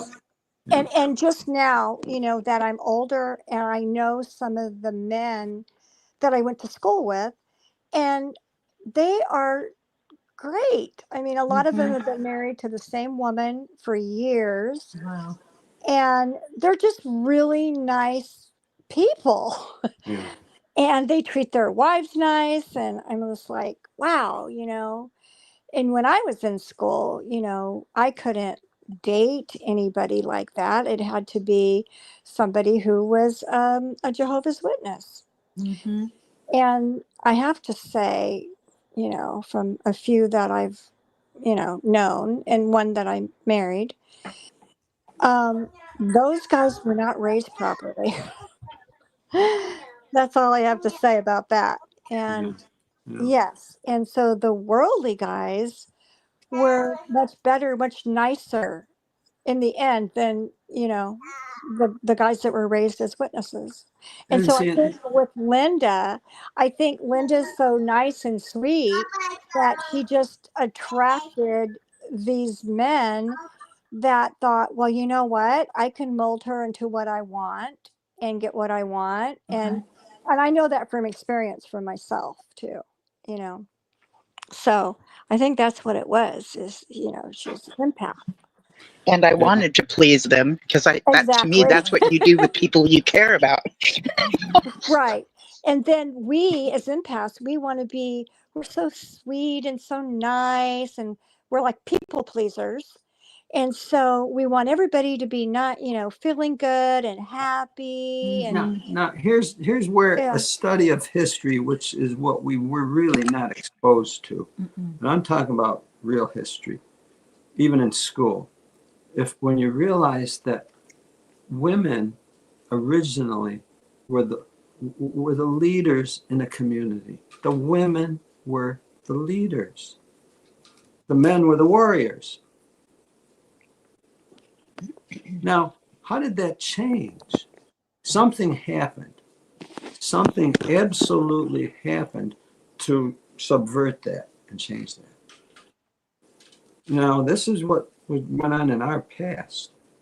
And so now we're saddled with the fallout of this subversion that took place. And it's a mess. But see, this is where a study of history would have been helpful for any one of us. And now, honestly, with the internet, so many more things of this, much more of this is available. So, we can kind of fill our minds with more alternatives. It's like, wow, I never knew that. What if? And, it changes the way we think. We need to change the way we think based on what we discovered from the past. We're learning so much now. This is a tremendous time to be alive. It really is. It's surfacing an awful lot of problems that were created because of the secrecy that was done in the lies. Yeah. And their secrecy is being broken just because of all the, things like what we have here. Oh, just get to, and talk and don't keep in silence. If anybody worked in an office situation where there was, a number of people, they'd have a water cooler. Anyone know water cooler? The place you go for a break. And invariably people would meet at a certain time because, they wanted to chit chat and check things out. And they had to give the gossip of what was going on in the other section and what the boss was really like, et cetera, et cetera, et cetera. Well, that's how they got to learn what was really going on, so that to prevent themselves from being overly taken advantage of. The interaction. Well, if the boss is a pretty nasty boss, he's going to say, no, we're taking out the water cooler. I don't want the people to get together like that. Well, you know, he's got something to hide, obviously. Well, my goodness, when we can exchange information like this earth-wide, it's a good day. It's a good day. Now, we just need to continue to take advantage of it. And you're doing that. We're doing it. We learn from each other. I'm noticing that within Christianity today, like within the last 10 years or so, it's been giving off a different flavor of patriarchy, like being a patriot equals Christianity, and then the patriarchy of men. Yes, Started out that way. Right, but to me, it just seems like it's on steroids, or maybe I'm just paying attention more over the last 10 years. It is. They're desperate. They're desperate. I'm under I get the impression that the U.S. is going to be a theocracy. And that terrifies me, okay? Because I was raised under a theocracy, and that was not a good time. Yeah, we finally got free. Right. Yeah. So it's kind of concerning to me, and I'm recognizing the signs within politics, like a neon sign, because that's actually what I share on my show every weekend is the techniques and tactics of a narcissist, and that's what higher people in politics and cult leaders and CEOs and higher people in businesses and stuff tend to be more narcissistic. And so yeah, I'm just observing this day by day, Linda, and just being like, wow. Well, Linda, they're listening to us. Okay? That's what the internet's all about. They wanted to find out where people are at. That's what Facebook, that's what they want to know, the mood of the people, so that they'll know how to go forward. And the reality is they can't go forward if people are aware of what's going on. They can't, because we'll look at them and say, no way, we don't accept what you're going to do. We know what you're doing. We know what you're trying to do, and we don't support it. They know that. So you said a key word right there, awareness. Their awareness. Oh, yeah. They have to be aware, and that's same thing within any direction you go in. No matter what, you have to be aware of your circumstances. How you view your reality has to be clear, and that's the key word is you have to be aware. And they can't get away with things if we're aware of them, and they know. And so they would have gone forward with their agenda much quicker had it not been for the fact that people awareness is increasing fast. The changes in awareness that are taking place on the internet is accelerating. Not slowly, but fast. It is. And so whatever we might think that they're going to do, they'd like to, but they can't. They can't, because we would just say, nah, wouldn't follow. It wouldn't work. So that's why we see a lot of desperation on the part of many. So it's almost like it's at a standstill or a standoff. See, and unfortunately, this is where, unfortunately, things like false flags come about, where if people won't cooperate because of the government's direction, then they'll come in with something like shock and awe that gets people to respond. I'm going through shock and awe every 3 days. Oh, with politics, Oh, geez. I'm sorry, Joe, I threw you off. It's designed. Look, it's designed to do that. Don't give it to them. Don't give You're it right. to them. Don't give See, it. and it's not only designed to do that, but it works for the masses. Yeah. It really works for the masses. See you later, Denise. By the way, Denise and I go way back, and she's like an amazing person. Nice. Yeah, she's a very good people, and she's very unique. See, and that's what we should keep our minds on. Really, the fact that the people that we meet are who I need in life.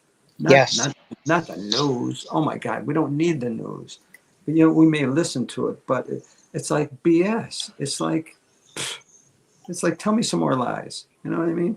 That's all they're doing is telling You know, lies. what's really weird is you look at, it's like an amalgamation of fascism and the ultra conservative right has gotten together and made a baby. it's true. Yes. It's weird. Yes. It's true. They saw him as an opportunity, Pumpkinhead. They saw Pumpkinhead as an opportunity, Trump. and they said, "Hey, he'll be our new Christ figure, right?"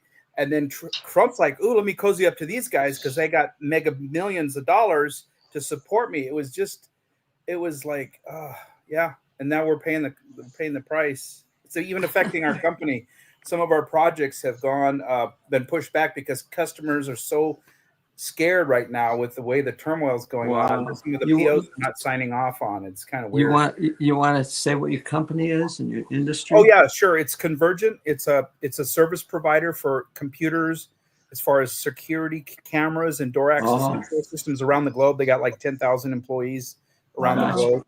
So, but yeah, we're definitely feeling it here in the States. Wow, they're hesitant. Yeah. Huh. And by the way, Seth, I just really want to just tell you how proud of you I am. I think in the Watchtower world, I would say, I just want to commend you on your realization. On your realization of your narcissism. It took a lot. For you. My wife actually helped me in that. My wife, she's like, "Hey, really consider this. Consider this all to be an option for you, and look at what the symptoms are. You just came out of a high control religion, and your life has been molded by that. And then on top of that, life experience from growing up. I had really bad life growing up as a kid, as most of us probably have. But extreme abuse, some sexual abuse, so bad things. And she said, consider this, but don't just stop there. Keep going with it. That's like you don't stop when you come out of a cult. You don't just stop and say, hey, look, I was in the cult, and you don't stop and go back to it. You stop and you move forward. Well, the same thing with any medical illness. You find out you have cancer. Well, you fight to stop it. Same thing with mental illness, narcissism or something. You work at it, and it's never going to go away completely, but you work at it. Well, it's so nice. I'm sorry. It was so nice. You have a supportive wife, and she pointed that out to you. Yeah. And just like cancer, you mentioned cancer. Cancer patients have to go back for checkups routinely. So, whatever we went through, we have to go through that mental, emotional checkup because sometimes it comes back. What were you going to say? I'm sorry. We benefit from each other's interaction. It's inspiration that we're looking for. I need inspiration to do what Seth is saying that he is trying to do. We need inspiration. In other words, I say, damn, that's something I can do. They're doing. I can do that. I'm going to do that. See, we like to copy. We see someone doing something. Oh, I can do that. Oh, I didn't know I can. And we need to share that inspiration with each other. See, they didn't want us to do that. They want us to get inspiration from whatever they wanted us to get inspiration from. Didn't work. The inspiration comes from each other. It really does. Seth. Oh, sorry. Done. I wanted to let Seth know that he's not alone, and that it's a spectrum. We all have narcissistic traits, so you're not alone. We all have, I believe everybody that's walking the planet has some sort of mental issue. I mean, absolutely. And we just do the best we can. And the gift that you have given to yourself and to your wife and to your friends and to us is the humility to come forward and say, hey, I possess these traits to a level that it might be diagnosable, and I'm working on it. And that's like, and can I not tell you, even just admitting it, I have it. That is one of the hardest things that I could do. But you know what? It feels, and then I have you guys as my, oh, that's so sweet. You guys are making my heart flutter. Isn't it free? And that's not narcissism. That's not narcissism. It's true. It's a real feeling. So that's another thing. You really have to understand, well, what is narcissism and what is real? That's a game I play in my head every day, many times a day. What's what? But this is real. Thank you guys. I appreciate it. Wow. Thank you, Seth. Appreciate you being open about it. Yeah. It's difficult. No one wants to be I'm known as that guy. I'm impressed that you. I mean, like when Marissa was talking about like a scale of narcissism, that like pretty much we all are on the scale, some lower, some higher. The fact that you didn't disregard what your wife suggested and dismissed her, you actually Well, I did for a little while. Okay. Wow, you're being very honest. Thank you. I did for I fought her tooth and nail on it. I would mirror and take, the same thing I did in the organization. I would mirror what was told me back on the it's just that mirroring, and that's a huge part. I would say, well, no, I'm not the narcissist. You are. Oh, blame shifting. That's wonderful. I know what I am, but you are. What are you? You could wrap this all up in a package of the fact that humans don't like to change. Yeah, that's right. I'm all set. I'm set. I don't want to change. Don't tell me I have to do this. I'm stable with this. I like this. That's it. Period. Well, if we find a good reason to change and the support for it, we will. We do. People have. In fact, those are the people you like being around. And So it's worth it, because you like to be around those people. We were surrounded by it daily, going in the ministry or whatever. We were surrounded by people who did the same thing daily, and you didn't change. Nothing ever changed. Nothing, they could have a quirk about them, and the quirk was, well, they're your brother or sister. You just have to get over it and love them. There was no change there. And there's never a need to apologize for anything that they ever do wrong. And that drives me bananas.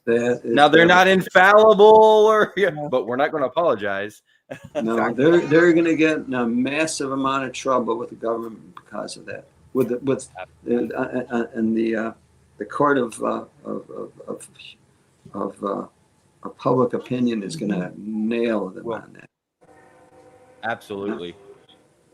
And they will use their own words against them, but then they'll find a way to mold those words. Like I was just having a conversation with my mother-in-law, where my son's birthday is coming up on the 21st, or on the 20th. We're having a party on the 21st, and we invited his grandmother, who is still in. Wow. And she's on the fence about things sometimes, and we were sharing what the Watchtower itself said. Basically, there's articles saying it's a conscience matter. Yeah.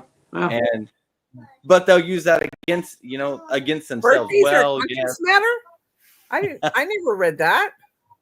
Really? I gotta sure enough, I gotta find my my phone, and I'll give you the article, and you could read it for yourself. Wow, is that a new thing, Seth, or is that how? It was a 2003 article. Whoa, I missed that one.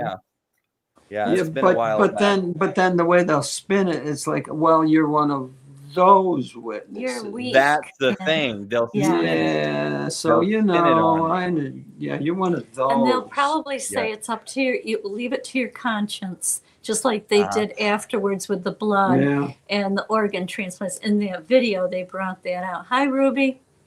Hi, Ruby. Hello, Ruby. Hey guys, how's it going? Good. This is your topic. Oh yeah. So okay. So this is let me try to explain it the best I can, right? That phrase is very triggering. The truth. When they describe things as the truth, or when they sat you down in like a family study at home and you're reading the articles and you're reading everything, but you're not questioning it. You're just reading it as this is the truth. So you don't really have to worry about nothing because you already know it's the truth. And when you question it, we already know you get in trouble for that. And that kind of ruins our ability to question whether or not something is true or false.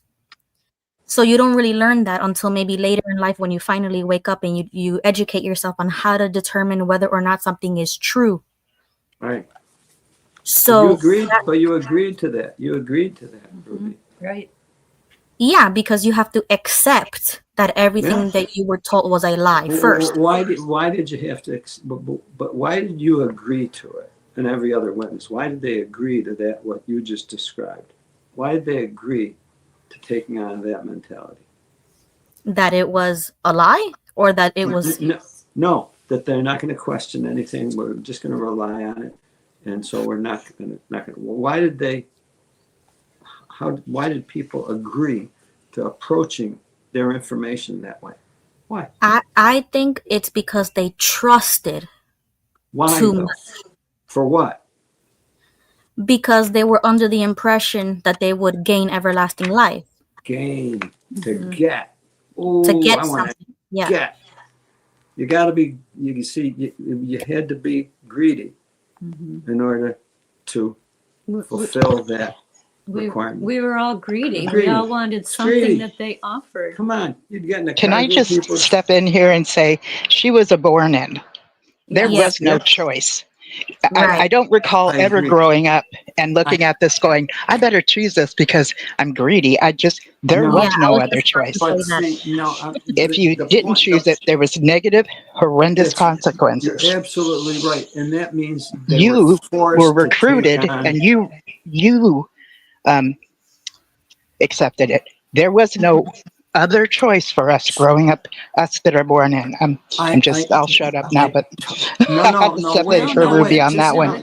No, I get that, Linda. But see, at the same time, what that was doing, that was so insidiously teaching born-ins how to be greedy. It was teaching them.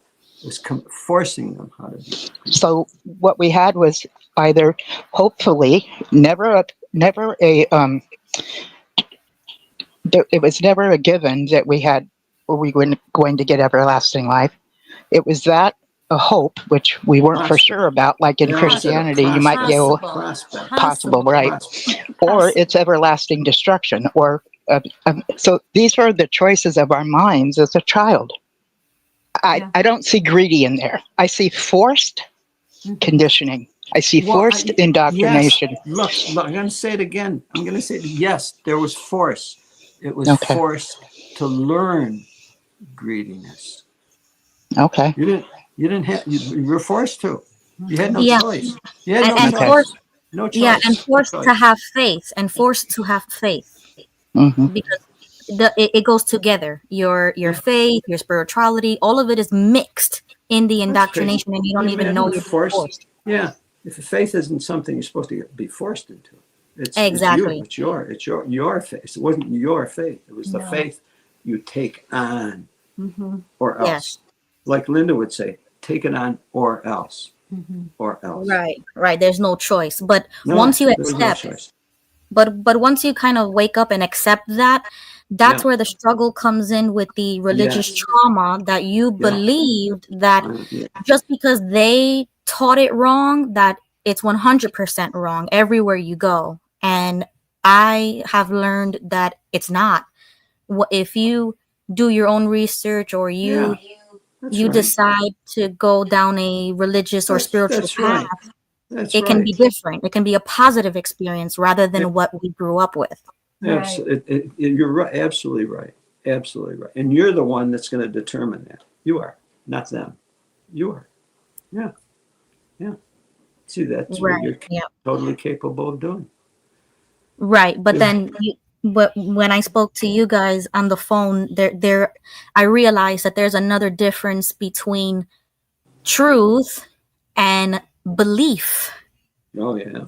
Like you said before, you can believe something, or you don't even have to believe if it's a fact, because a fact stands alone, right? Yeah. Whether you believe it or not. Yeah, exactly. So that's the line right there that I guess I still have to learn that part, because I believe a lot of things, but I also have faith in certain spiritual things that I don't feel like I have to prove it to myself. But I'm also very careful because I don't want to fall into the same trap of what I grew up with. Well, see, that in itself is the safety. That's right. That in itself, that you don't want to fall into that same trap. You didn't know the trap before. Now you know it. Now you know it. You're going forth aware. Right, right. And I think another problem with the truth that I've had was because once you leave, they accuse you of things that are not true, right? They call you names. They say, oh, well, you don't believe in God anymore. And that used to make me feel like I was being slandered, like I was being defamed. You were being slandered. You were. Right, yeah, because those things were not true, but they were spreading those rumors so that I look bad to other people, my friends and my family. That's just control. Absolute control. See, people that love each other don't do that to each other. People that want to dominate you do that to you. See, there's a way to dominate. You want to dominate somebody, read a book on how to dominate, and you'll learn everything that the Watchtower did to us. Yeah. Look, there's a technology. There's a whole body of knowledge of how to dominate humans. Yeah, and they don't even question it. They gossip about it. They spread rumors, but they don't even look for the truth of something as simple as that. They don't even go to the person to ask them, well, I heard this about you. Is it true? They don't even bother to do that. So I used to feel as if I had to always defend myself. You're always on the defense. You always got to fight for your truth, right? Even though I don't like that phrase, but it's real though. I mean, if somebody's accusing you of something that isn't real, it's like, right, you got to defend yourself. It's you. Yeah. Well, I used to feel like I had to. That was the problem. I got emotionally exhausted of always trying to prove. Yeah. That's part, I think, of the healing, the journey. You get to a point to where you don't have to do that. I mean, at least that's been my experience, where I don't really care what they say anymore. Because that was part of my biggest fear, was leaving, and oh my God, they're going to say all sorts of crazy things, and they did. I mean, they did. But let's not leave out validation. Well, I felt like I don't need that anymore. Exactly. But you needed it initially. Right. That's why I mean it's part of your journey. At some point when you heal, you no longer you do what the Bible said. You shake the dust off your feet. So be it. Let them say whatever they want to say. You know, you're not on you're not on the defense anymore. Now you're living your life how you want to live it. And you're surrounding yourself with people who are your cheerleaders, who love you, who are validated, provide you unconditional love, and you don't worry. You don't worry about what all the brothers. For me, it's decades of friendships, and I know they're saying all sorts of stuff, and I don't worry about it anymore. Right. Right. No, it's a darkness. They're dark. They're mentally dark. Making up as stuff. long as you know what the truth is. That's the only thing that actually matters. And I know that now. Yeah. But when you're struggling with even realizing what that is for yourself, because I didn't even know who I was anymore. Yeah. So it's like, are they telling the truth? Is that who I am? That's why we explore. That's why you explore. It's a smear campaign. It's a smear campaign. Isn't it funny or fascinating that we can't out a pedophile, a known pedophile? Yes. We can't say that they are, because why? That would be slander. Oh man, that is the point. But they slander. I grew up in, it didn't have that issue. I moved to another hall, and there was a big issue going on, and we were told from the stage, they done a whole part of, do not even speak to your family about this issue. Yeah. And it was of course I followed along, said, okay, my mouth zip, elders handled it, but they were like, let's not even bring this up to our families. There's no need to, and it was a big pedophile issue in that congregation. It blew my mind now that I think back on it. But back then I was like, okay, the elder said don't talk about it. Zip. But the elders will get up and talk crap about Miss Ruby, and that's totally acceptable. Yeah. Right. if they think she's spiritually weak or whatever. And Right. it's See, but natural to want to defend yourself, you know? Sure. It's Yeah, But it's if almost like a you way the of sit through, conditioning. I don't think they do them anymore, but when they did the marking talks, you were Yeah. just expected to sit through them. If you were Yeah. the one being where you just They sat did through them. 3 years Yeah, ago. they did, They yeah, marked Yeah, me. they, Yeah, they they did. marked us. Yeah, Yeah. they, yeah, Warning, they, warning. they called said, it. They yeah, called it a warning talk. yeah, because we The were warning so talk, yeah.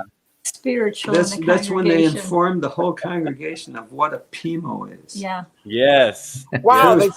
Wow, wow. it It was was a very good good. publicity, right? That's I right. said, Exactly. Joe and I are listening to it on Zoom, and I said, Joe, I think they're talking about us because if someone comes to you and questions, and don't listen to them, you don't have to invite them to your house if you feel uncomfortable. Blah blah blah.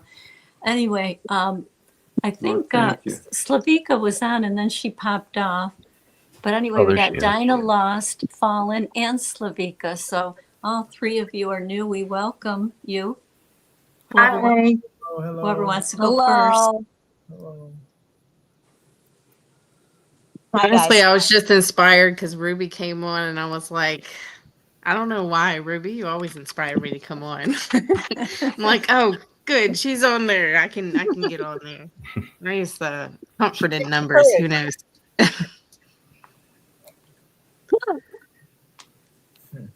What would someone like to add? Anyone? Well, I've been So- going through some exciting things. I know you guys did a segment with Stephanie Carson.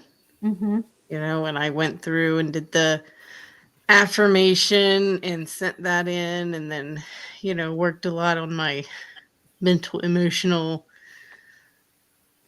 issues. And then a couple of weeks later, sent in the attorney form, and Travis says he's going to take my case. So Fabulous. Dinah, can you just elaborate? Because Seth mentioned his abuse, even though it wasn't sexual. Can you just tell a little bit about the redress?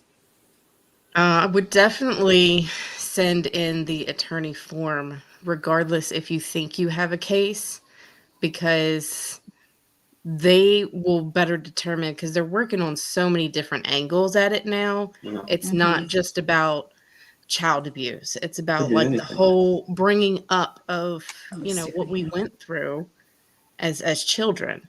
Mhm. So they're going after trafficking, they're going after child abuse, they're going after a lot. So See, in other words, there's my laws. advice, if you feel like you are on the fence, just do it. There's no harm in it. There's nothing that Fine. you'll lose out on. Dinah, may I ask what is the trafficking? I've never heard of that. So they have on the WOW website that they have on ExJWFriends website that they were showing. They talk more about trafficking, but it's not something that I have the confidence to really explain myself. Well, look, if I can But jump in on that. it's definitely much deeper than I understood. Well, look, here's an example of trafficking. Thank you, Lisa. An example of trafficking is when an elder was known to be a pedophile in the congregation. Oh. They would move him to another congregation. Oh. They didn't send him to the law. They moved him to another congregation so that he could do the same thing there, as well as other things that we're not going to get into here. No. That's trafficking. It's just an example, one example. Ruby, Ruby, if you don't have the redress form, I just sent it to you on Discord. If you could put that in the chat, and people could, check it out. But it's going to the attorneys so that they can form a case against Watchtower. See, there are laws that So have been it's broken. actually that going to two different places. So there's the redress, and that's being taken care of by Stephanie and Star, and they have private investigators that are actually working on building cases, any way that they could get at them, pretty much. And then the attorney thing is going directly to an attorney that could potentially, you know, add your case onto the fight, so to speak. See, the reality is there are laws that have been broken for decades, hundreds of years, that we're not even aware of. We're not even aware of. We don't know the laws. There are laws we were a part of that were being broken. We didn't have a clue. The lawyers know. The lawyers know what laws have been broken. And they're the ones that are putting their attention to that. So it's important that we give them an accurate view of what actually happened. They'll determine whether or not it's a broken law or not. Yeah, this is something we can all Stephanie's done a lot of participate work. in. Yes. I came across something that might be interesting. Miss Slavika? Yes. Hi, Slavika. Hi. Hi. And I wanted to share this with everyone because it's about, for example, when counseling his fellow worker Timothy as to how he should deal with problems in Ephesus, where some were stirring up fruitless discussions and contradictory teachings, the Apostle Paul included these words. He said, "Reprove before all onlookers persons who practice sin, that the rest also may have fear." So this meant that the entire congregation should be present to witness reproving. So when did elders start reproving behind closed doors? And how is that scriptural? Right. It's not scriptural. Good point. Yeah. Okay. But it certainly gives them all the power and control and to keep those being reproved from the rest of the congregation. Yeah. The secrecy. Okay. Yeah. So it gives elders the power of judge and jury and you know, but it also does not protect the congregation from those committing sins. Yeah, in fact, it endangers them even more. It endangers them. So like pedophiles, what are they? Are they committing sin or what? Right? Breaking the law. Okay. Yeah. Not only are they committing sin, but they're breaking the law. But the thing is that at least the congregation would get to know about who is, sinning. And this is a big, sin. And this would definitely bring the rest of the congregation to know and then be able to protect themselves. Right.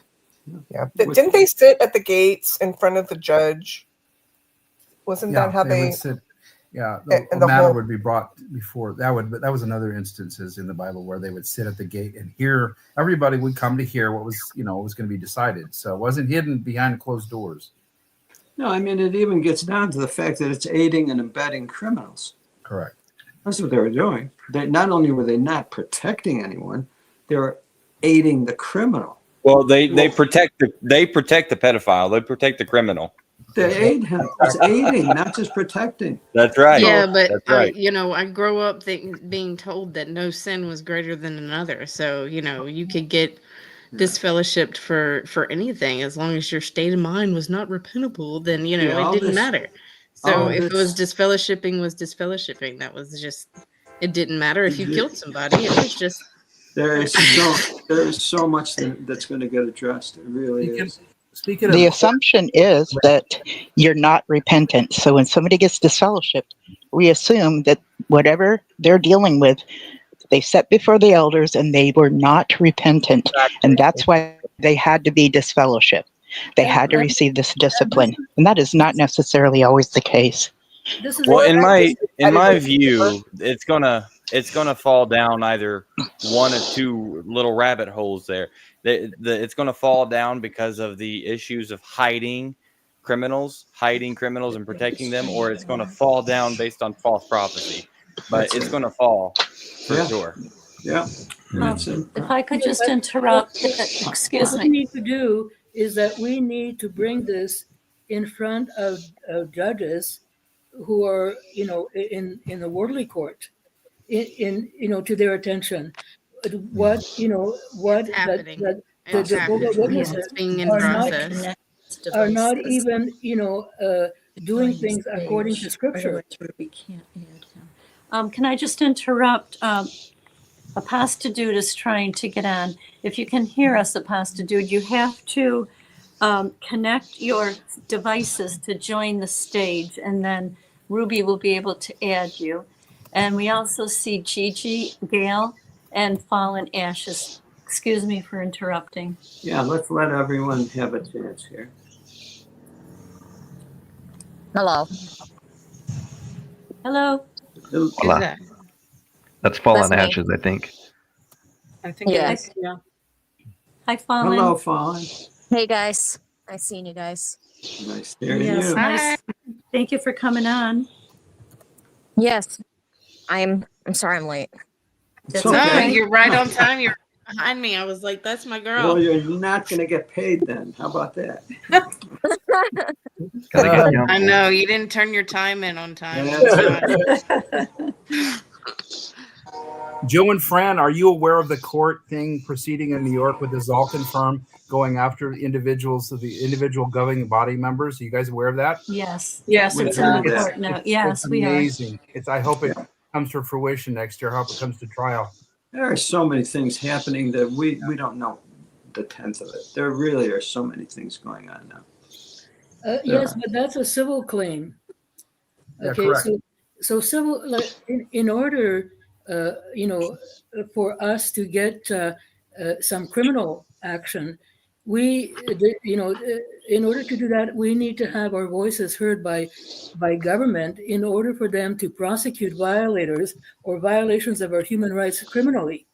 Well, that's what the civil claims are gonna do. They're gonna bring things to light, which will crumble it down criminally because they won't be able to hide anymore.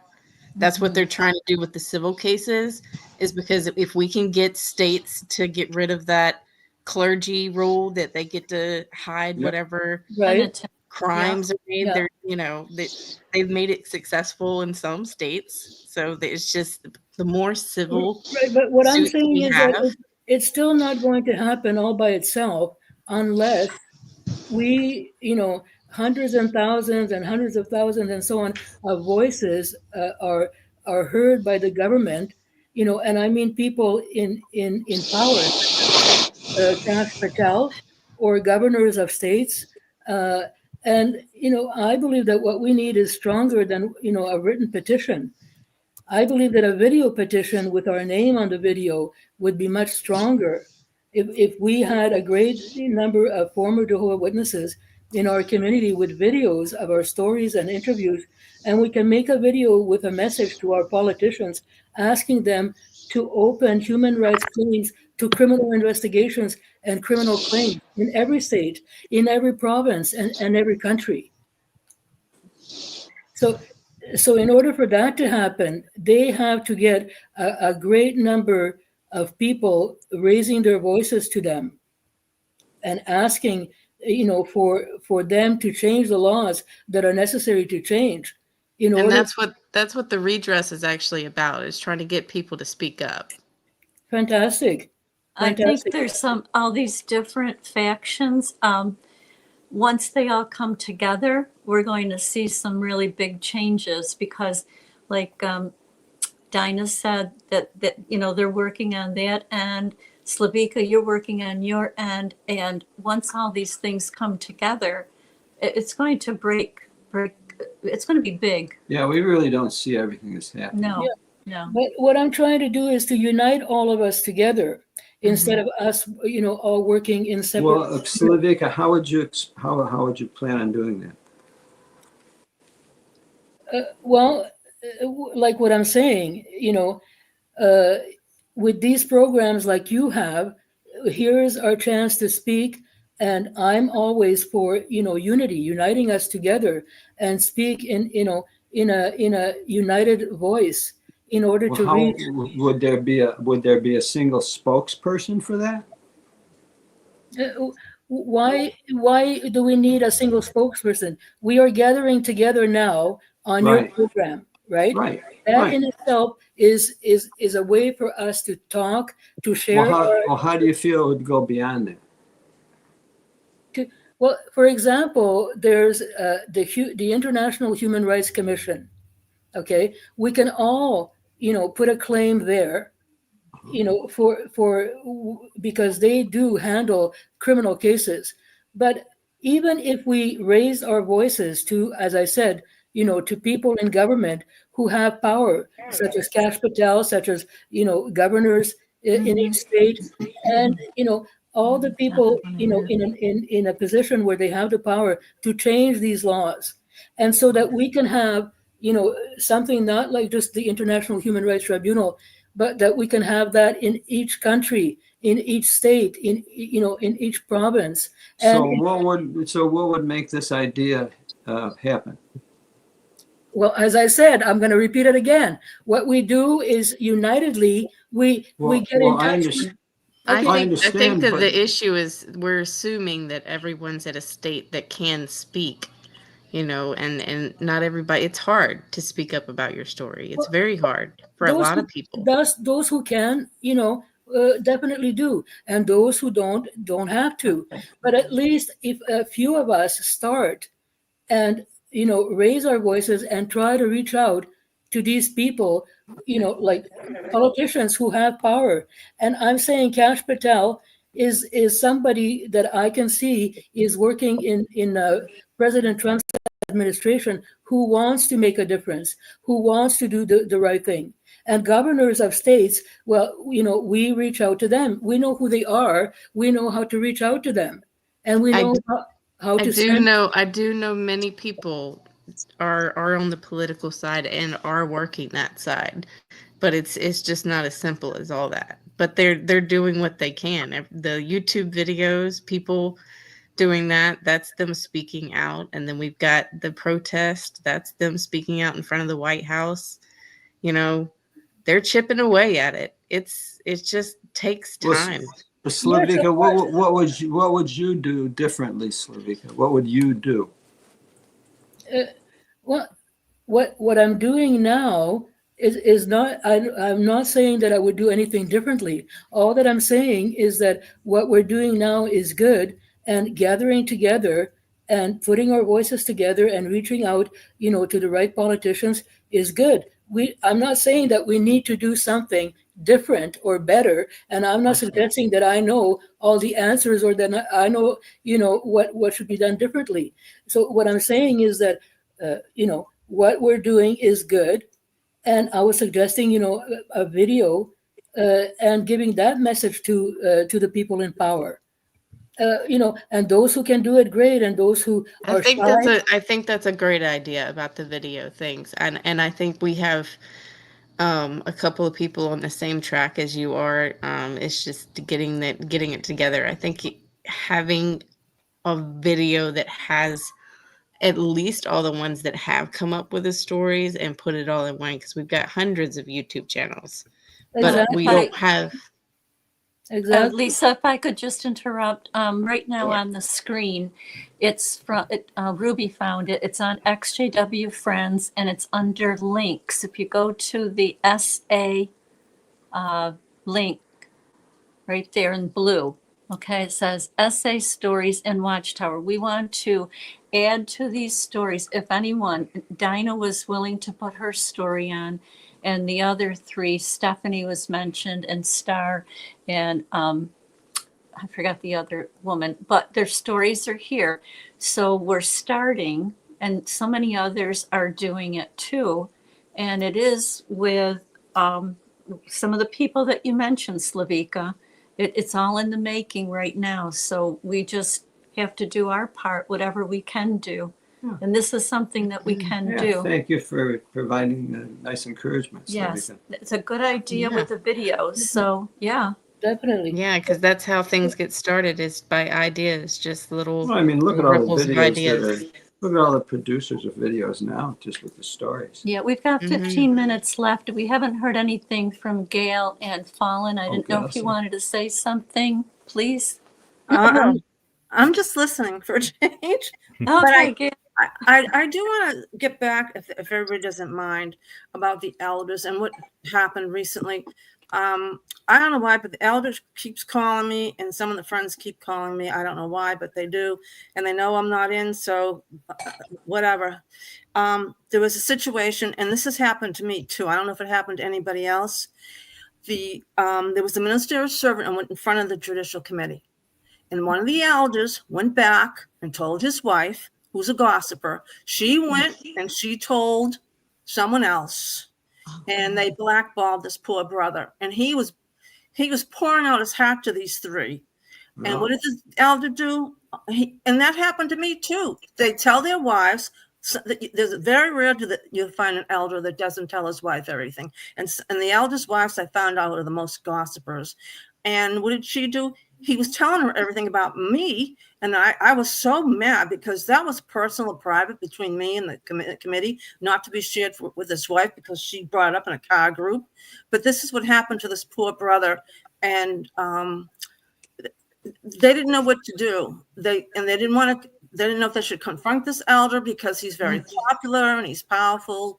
But what had happened is it ruined his reputation. And this is what I don't understand.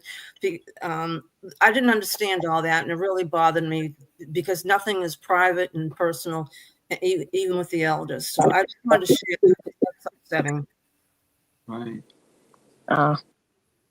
Any So- comments? I guess for me, I just have to say that I just don't understand how anyone can view a child in a sexual way. I just don't understand that. Like, it clearly is a mental illness. Okay. You know, like, I just don't see that as a normal desire. That's not. Now, do you think being in a cult? No, this might be an obvious question, but being in an organization that does protect that breeds people to think like that? Do you think it breeds people to think to look at children or someone else in that manner? I can say that it teaches people that, you know, we live forever. So basically age doesn't matter, right? Like, we live forever.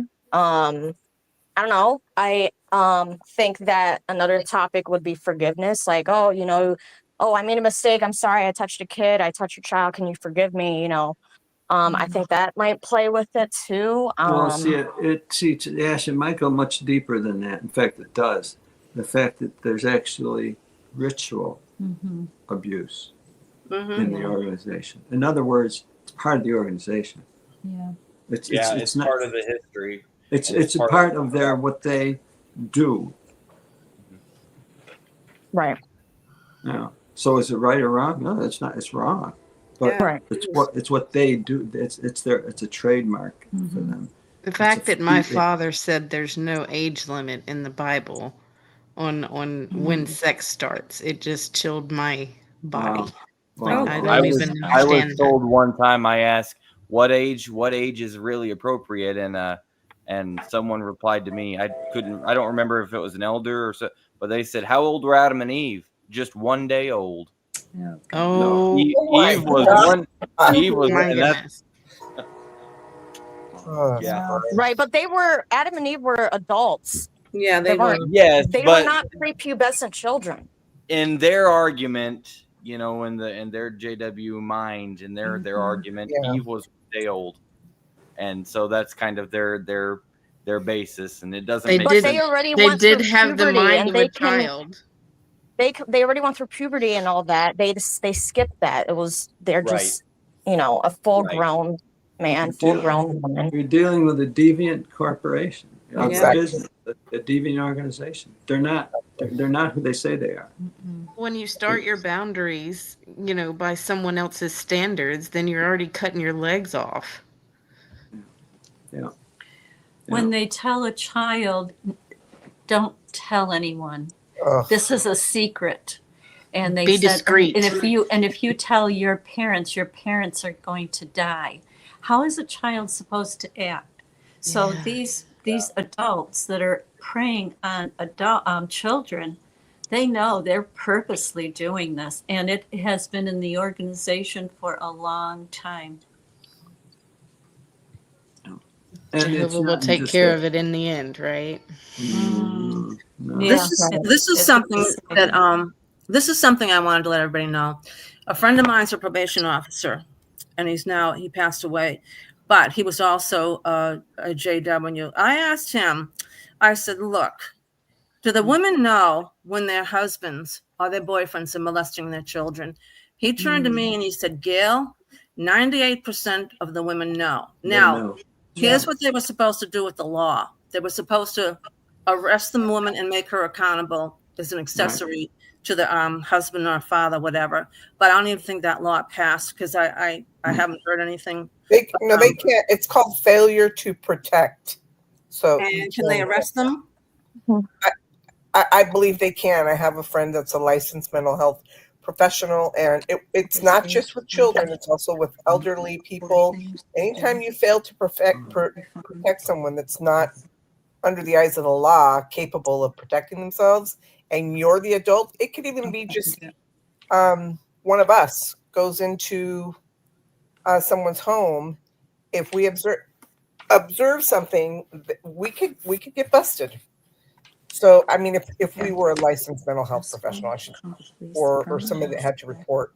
So, I mean, it's serious stuff when you are made aware that a child is being abused and you do nothing. And I do believe you're right, Gail. I think 98. I think most women know when their children are being abused. And I think they should be held accountable myself. I agree. If we could just go back to May 14th when we had a program on and someone came on and they gave 4 steps. If you think either your child was molested either by husband or you were molested or anyone was sexually abused, number 1, don't go to the police, go to the hospital and get an examination. Number 2, call the police from the hospital. Number 3, get a safety plan in action with a social worker. And number 4, get the restraining order. So if you think going to the police first is no. Go to the hospital first and get proof. Get it written, get all the documentation down. That's so smart. And the police at the hospital. Yeah, police at the hospital and make the report at the hospital. I believe that person who said that stressed that part heavily. Get the police to the hospital. That's smart.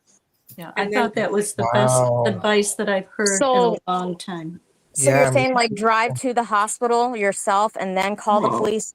Yes. Yes. For an examination, Yes, because your report for the police is gonna start with, we met this person at the hospital. Right.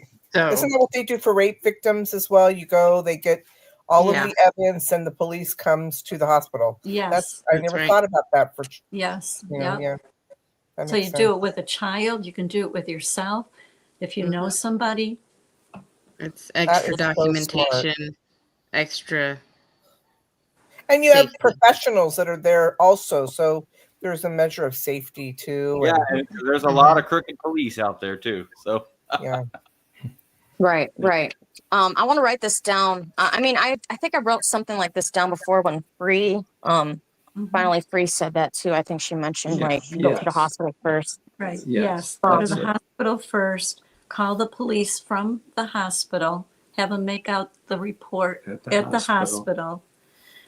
Number 3, get a safety plan with the social worker. And number 4, get a restraining order against the perpetrator. Mm-hmm.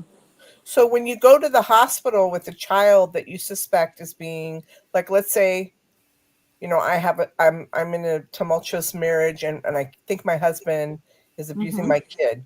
I take my kid to the hospital and just tell them that, and they just do an examination. Is that what happens? Yes. And they have if they need a psychologist, they have those on staff. So they can, they have social workers on staff that will be able to determine if there's something going on. Wow, that's really good advice. No, what's the word? I wish I knew where my pen was. I'm going to have to write this. I really wish we could help more inside the organization with this info.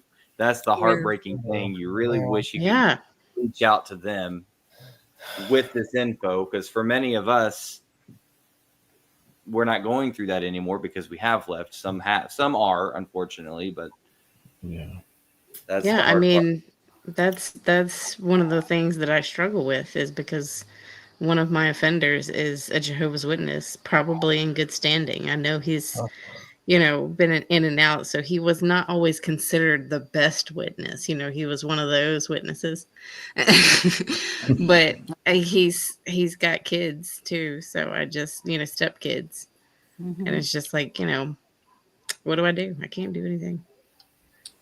One more thing, if anyone, this is something we're learning about. There's an organization called Rescue America, and they go after anyone who's been trafficked. They find safe housing for them. They Good. give them psychiatric or mental or emotional help that they need. You can go online and research it. It's called Rescue America. If you know or think of anyone that is being trafficked, they will help. They're there to help. It's called Rescue America. Yep, So thank sad. you. Yep, this is real. Good. And this is the way that we can help. Fran, have I mentioned this before, that I'm taking the elders of 2 congregations plus the Canadian branch to the Human Rights Tribunal right here in British Columbia in Canada. And everyone can do the same. You can take your case to the Human Rights Tribunal and bring a lawsuit against these elders and name them in the lawsuit. And you don't need a lawyer. You don't need, the Human Rights Tribunal is a government agency that will do the fighting for you. If they find that somebody has done something wrong to your human rights or your child, they're going to go after them themselves. Just in Canada. Now, this would be in this country as well. That's in Canada. I don't think that's in Everywhere, California. I don't believe we have a human. Yeah, we don't. Yes, there is. There's a Right. human rights tribunal in America. If Canada has it, America definitely has it. No, America doesn't. Doesn't have it. America has a human rights tribunal. I don't know that it's called a human rights tribunal, but it works along the same way. And I'm sure that the sister that was on the other last week, and the one that is part of the action going on with the website that Ruby put up just a moment ago, she knows that there's a human rights tribunal in America. Everyone can take their case to the Human Rights Tribunal and sue elders, as I have here in Canada, taking them to the Human Rights Tribunal and naming them as defendants in my action. Everyone can take the human. I've posted this on my YouTube channel, how to take them to the Human Rights Tribunal. Vern has made a video just the other day about Human Rights Tribunal and a step-by-step instruction on how to do it. Well, let's check that out, friends. The Inter-American Commission on Human Rights is a principal body with the Organization of American States that promotes and protects rights across the Americas. It investigates violations, issues reports, and can refer cases to the Inter-American Court of Human Rights, which is IACHR. Exactly. Very good. And there's also the Attorney General's office. In Pennsylvania, the Attorney General is the one that's handling all those 14 cases. Yeah. With the, Exactly. That's yeah. You can go. The Attorney General's office. So definitely, please, and we can even do a human rights tribunal as a group. So all of us together going against the governing body and having, the government be on our side where they're going after them and they can go after them, with all the power at their disposal. And all we have to do is bring ourselves and our witnesses. And with all the evidence that we have, okay, if all that evidence doesn't make a definite, huge impact, there's our first step in the doorway. Let me reiterate, that's what the redress is really focusing on, is human rights. So that's why that one's really important. Fantastic. There's no statute of limitation, right? Dinah? Okay, but No, the this is, statutes are different. it's a little bit different when we take it ourselves. Like I'm taking them to the human rights with the Human Rights Tribunal. I've taken that action. I've put in my application. I got an answer from the Human Rights Tribunal that they got my application and they're working on it and they'll contact me as soon as we can go forward. So this is different than I don't know, reaching them somehow through a lawyer, writing a petition, signing a petition, this, that, the other thing. This is a real action, a court action taking them to the Human Rights Tribunal. So please go to Vern's channel and find out. He's put a video together. It's a wonderful video, showing us step by step how to go about this. And then, of course, on my channel, I go in detail about the Human Rights Tribunal as well, and explaining all of this as well. So we can definitely go in as a group and work together. Is she gonna get that? I don't know. Ruby, excuse me, are we stopping at 10? Because Stephanie wanted to come on, but I just had, if anybody wants to come on, the link is in the live chat. You have to go to the link in the live chat. I don't know, Ruby, are we stopping at 10? I mean, it's up to you. I'm still here. Oh, we are too. Well, So did you have the movie I scheduled? saw the glimpse. Was that fried green tomatoes? Oh yeah, because I thought they were gonna wrap it up, but I could push the movie. Oh my Well, goodness! I love if that movie. Stephanie wants yeah, to if come you can on. get 5 or 10 minutes for Stephanie. Definitely. There we Let's hear go. from Stephanie. Let's hear from Stephanie. She has to go in the live chat and go to the link at the top where it says Joe and Fran Garino, and it's in black, yellow, and blue with the StreamYard. And tap on that, and Ruby will bring you on. We appreciate Ruby taking over because Vern and Shauna had to go do something, and Ruby's always there to take over. I don't want to use the word take over, but Well, you're yeah, taking control. taking control Thank you. of the panel. Thank you. Thank you, Ruby. thank you, Ruby. No problem. Sorry, I spoiled the announcement of the movie. I have attention deficit sometimes. I'm like, oh, that's fried I green have a tomatoes. question. I don't know if you guys can hear me, but I just have a question. Yeah. Go ahead, Yeah, Ash. I had a question about is it possible for a pedophile to like not have those desires anymore? Like, is there a such thing as like a rehab for pedophiles? No, they cannot be cured. Nope. No. Really? That's correct. No, I know that for a fact. Working with them, nope, they can't.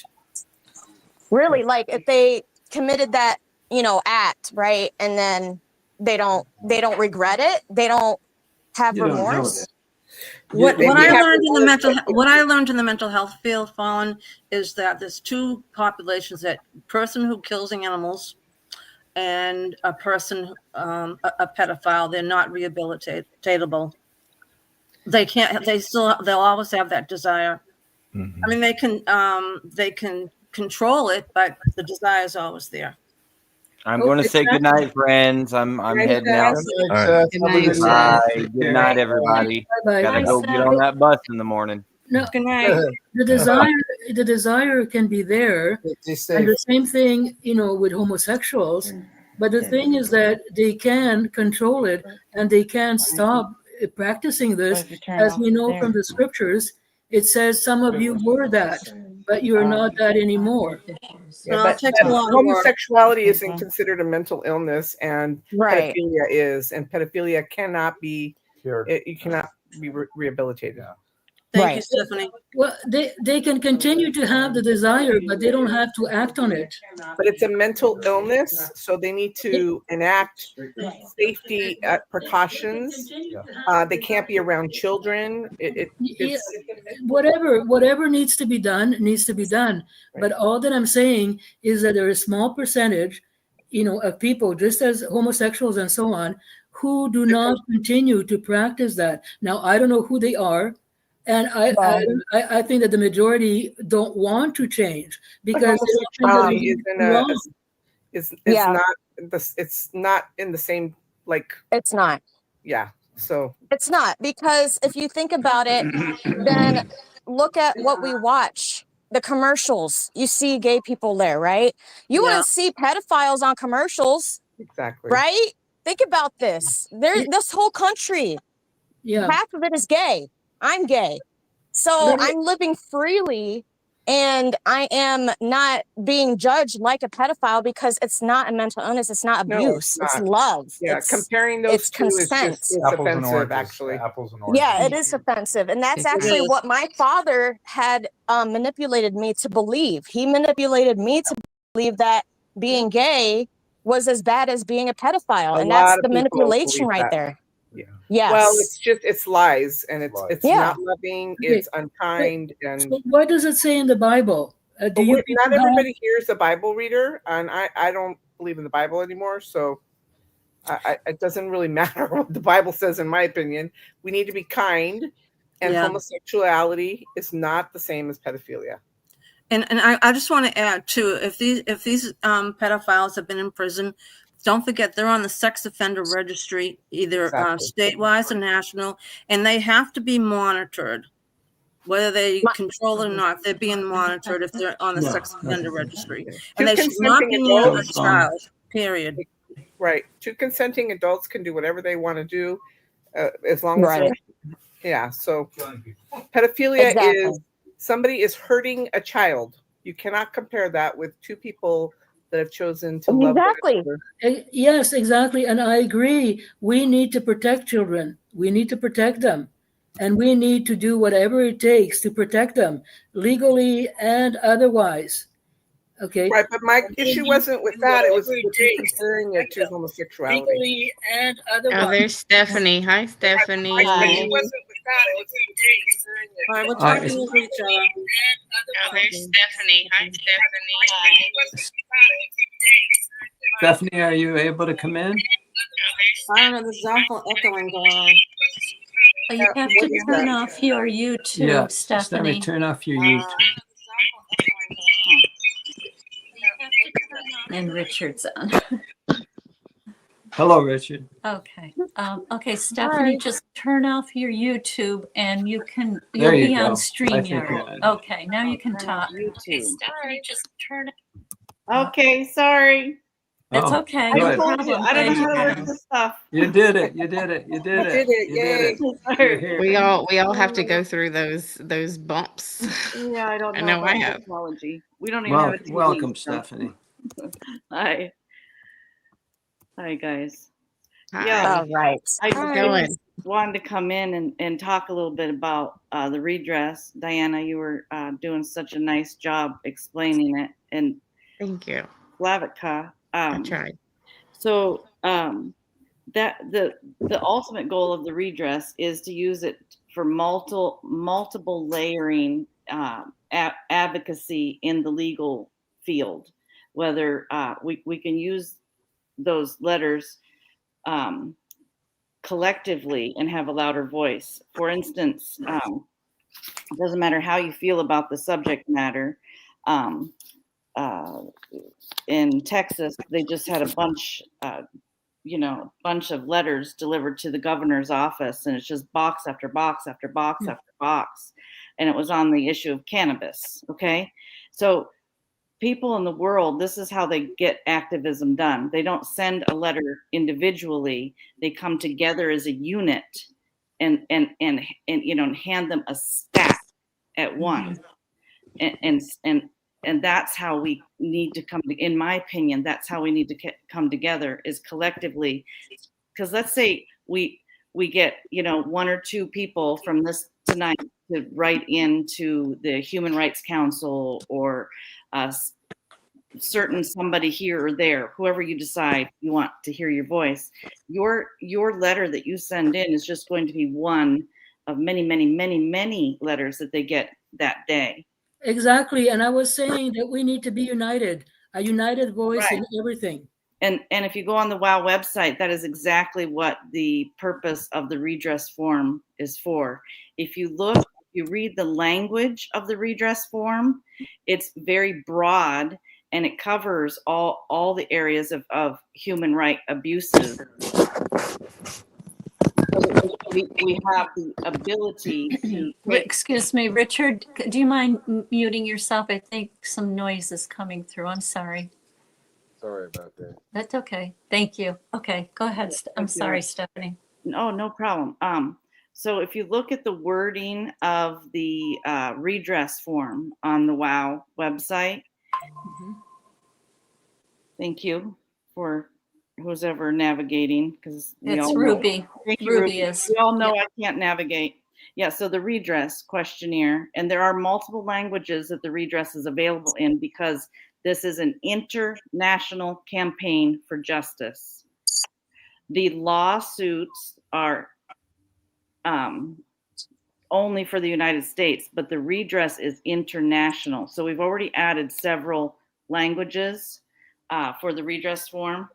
But if you look at this, currently there's a team of private investigators as well as detectives and prosecutors assembling a clear case of how crimes committed against a person, okay, crimes committed against a person are systematically hidden by religious organizations. And the reason why we use the terminology religious organizations is because Jehovah's Witnesses are not the only religious institution to be partaking in these human rights abuses. So the secular coalition that I work alongside with, we're tackling multiple denominations at the same time. You guys hear my voice in the ex-Jehovah Witness community, but there are other voices simultaneously speaking the same message in communities which they're more familiar with. Does that make sense? Yeah, what was that website again? Wow, what does it stand for? worldorganizationwelfare.org.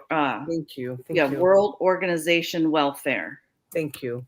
Yeah, and it's counter trafficking is her specialty.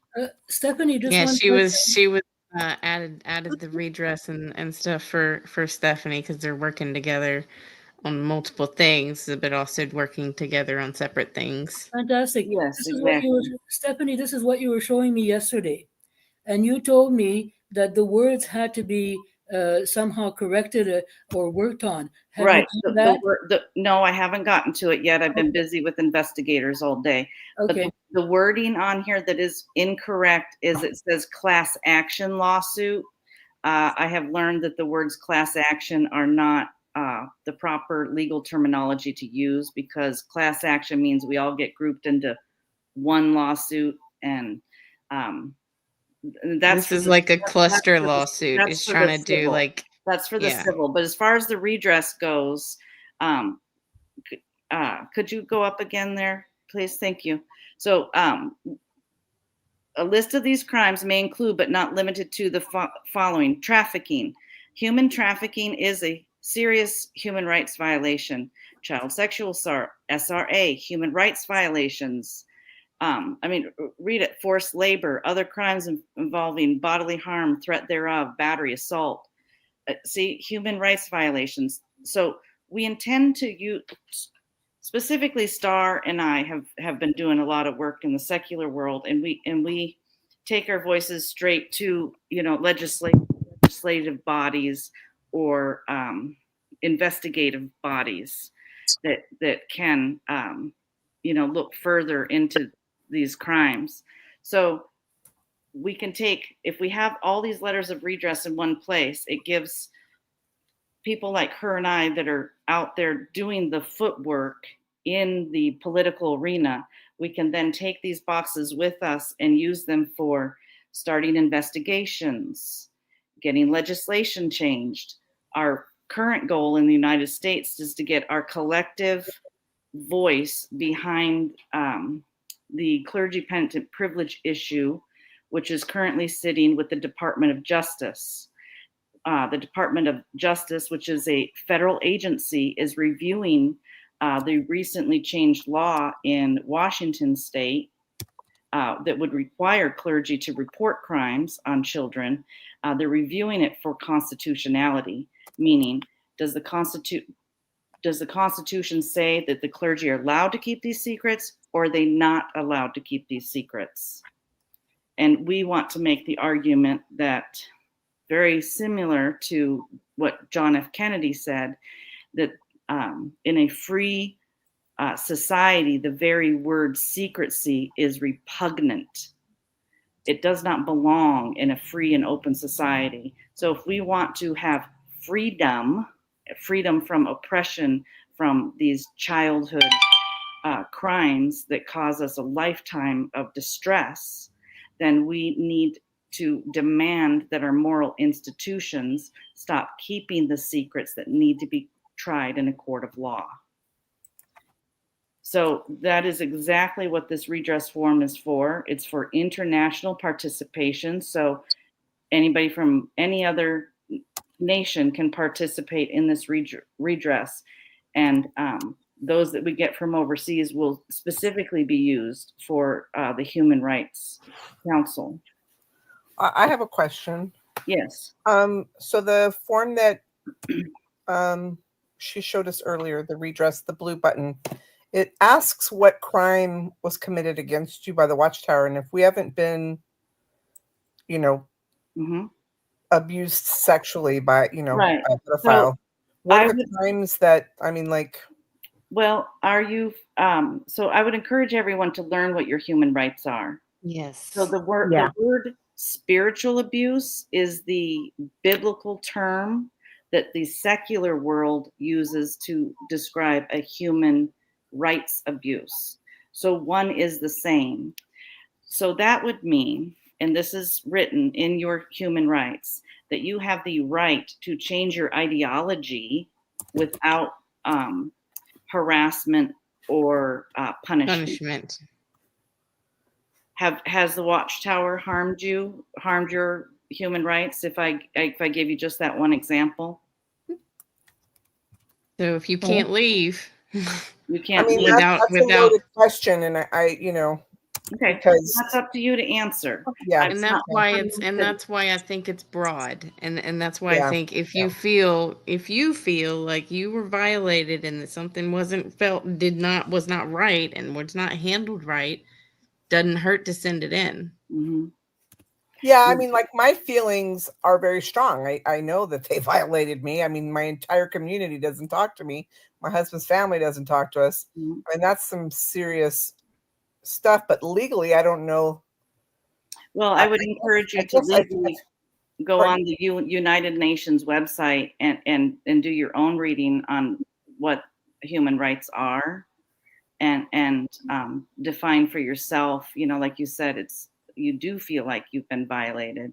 So read the human rights and see where that sits within your heart. I have identified 5 of my human rights that the Watchtower organization has violated. Are those considered crimes then? Shunning is definitely a violation of your human rights. I'm sorry? Shunning is definitely a violation of human rights. Correct. Yeah. And in 2017, there was an executive order written. This is how strongly the U.S. government feels about our human rights, aka our spiritual rights, to make the decision to believe in how we want to believe, as long as we are not.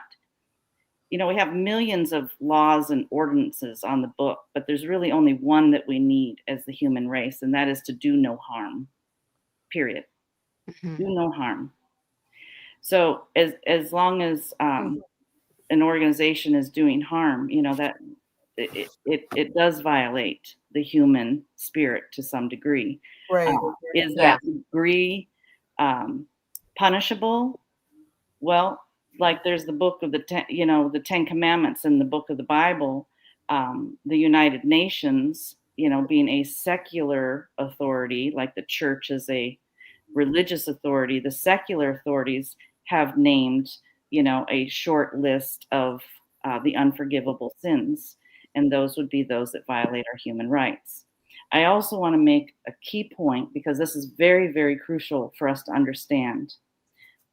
There's 2 separate lists of human rights at the United Nations. There's one that applies to all humans on the earth, but the children are given their very own Declaration of Human Rights, which are some of them seem so simplistic, but yet, unfortunately, we have many of the world's children suffering the simplest things that just shouldn't be happening. But the United Nations is the only nation in the world that has not ratified the United Nations Human Rights of the Child. Ratified means they've adopted it and said, we agree to follow this. So why has the United Nations, or why has the United States been the only nation to not ratify the human rights of the child? Well, the work that I do specifically and the work that STAR does specifically is in counter trafficking, meaning, combating the core issue of trafficking. And the United States is actually the largest human trafficker of children in the entire world. What? Yes, ma'am. Wow. So that being said, if you know you're guilty of such a crime, why would you sign a paper and say, oh yeah, sure, I won't violate any children's human rights? So the issue is big, the issue is huge. We can't get there alone. We absolutely must come together collectively, like, I'm sorry if I'm saying your name wrong, Slavika, like Slavika is saying, and I 100% agree with her. And so does, my good friend Star Paul, who has the organization WOW. She believed in what I was creating so much that she put it on her website. And I believe in what she's doing too. She's an amazing woman. So we work together on the issues of legislation and stuff, and separately she does other things, and separately I do other things. But the legislation thing is much bigger than her and I, and that's why we have formed the redress forum, is to give the community, the global community of those that have been harmed against Watchtower, every single one of us has a voice to speak, to liberate the children of these organizations that are harming them, up to and including ritualistic murder of children. Yeah. I can't believe I agree. this. Thank you. It's all very real, unfortunately. Now, Biden opened up our borders in order to open them up to exactly these criminals. That is correct. Okay. Now, I mean, it's been going on in America forever, so it's Right.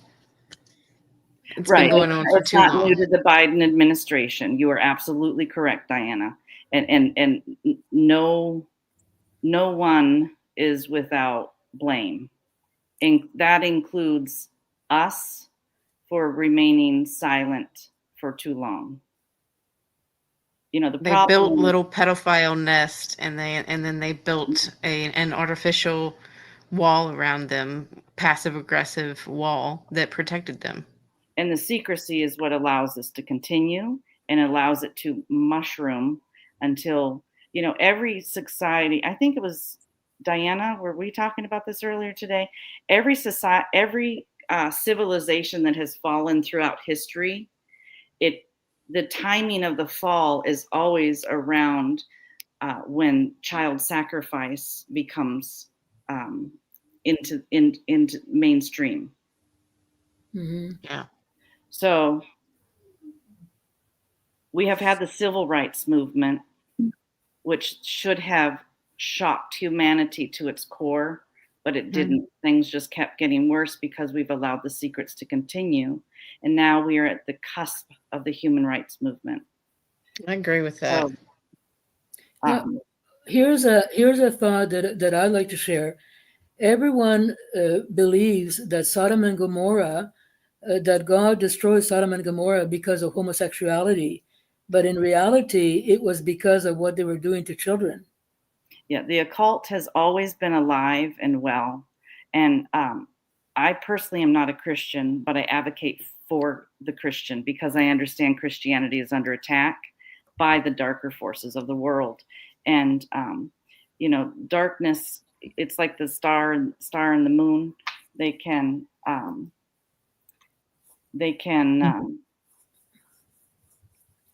be best hidden during the daylight. And that is why the occult has hidden itself into our institutions of trust. And it's not just the religious institutions. They have infiltrated all areas of society. But where you and I can best help, I believe, is freeing from the rituals. There's many of us coming forward right now that are satanic ritual abuse survivors. Just like we've had the civil rights movement, we've had the Me Too movement. And we are now at a different point in history where people have to recognize that we've allowed really bad things to continue. Awareness. Yeah. Awareness brings action. So that our campaign is multifaceted. Yes. Awareness is the purpose of the civil lawsuits. We have, from my count, we have near 10 right now coming forward simultaneously. There may be more, and we hope there to be more. That's another part of why we're doing these, interviews on the shows. That's part of the awareness, is coming out, boom, all at once. And then we are also working, Diana was saying, Slavika was mentioning maybe making a video. It's a great idea. Diana lost, her and I were talking earlier today. So those of us that are filing lawsuits are trying to figure out ways for the greater community to get involved. We were thinking about a door-to-door campaign where we have a brochure that's made up that explains the issue of clergy penitent privilege, that it's in Washington, D.C., and we encourage the House member to, sign your name here, send it into that address, and demand that clergy are not allowed to keep these horrible secrets. Right. So, we have to get outside of our bubble, and Slavika has a great plan with that, with getting to the United Nations. But we haven't heard from all the, national level either. It's like the civil rights movement has to happen before you can get to the human rights movement, right? Mm-hmm. You have to be able to be heard. You can't get to the Supreme Court until you've gone through, all other avenues. So the ultimate goal, yes, is to get a collection enough of these redress forms that collectively say the same thing. Yes, we have been harmed. Please investigate. That we could collectively get the attention of the United Nations. Yes, Stephanie, I have a question. So let's say we've been under multiple abuse. Yeah. Should we make a redress for each one of those separately, or do we include all in I one? think it's more important that we count people than crimes, because it's based on voter rolls, so we wouldn't be allowed to go in and vote 3 times for a candidate. Okay. So I'm in my mentality and my working in the political arena, that's what I'm thinking is the right thing for us to do. Yeah, so you volume mentioned by that numbers of people. Okay, so you mentioned like you came under 5 different abuses, so you would write one redress and mention all 5. Am I For understanding those that? human rights abuses, yes. Okay. Yes. And one of them is my labor and sex trafficking as a Jehovah's Witness child. I feel like I need to amend mine. I need to add to it. Well, that's the beautiful thing about life is it's a continuing life journey of learning. Yeah. And Travis Walker, the attorney that's taken us on, was on Rick Fearon a week or so ago. And he said, when even survivors, it's not uncommon to start remembering more details when you allow yourself to go back into that space and relive it in order to come to a point where you're able to testify.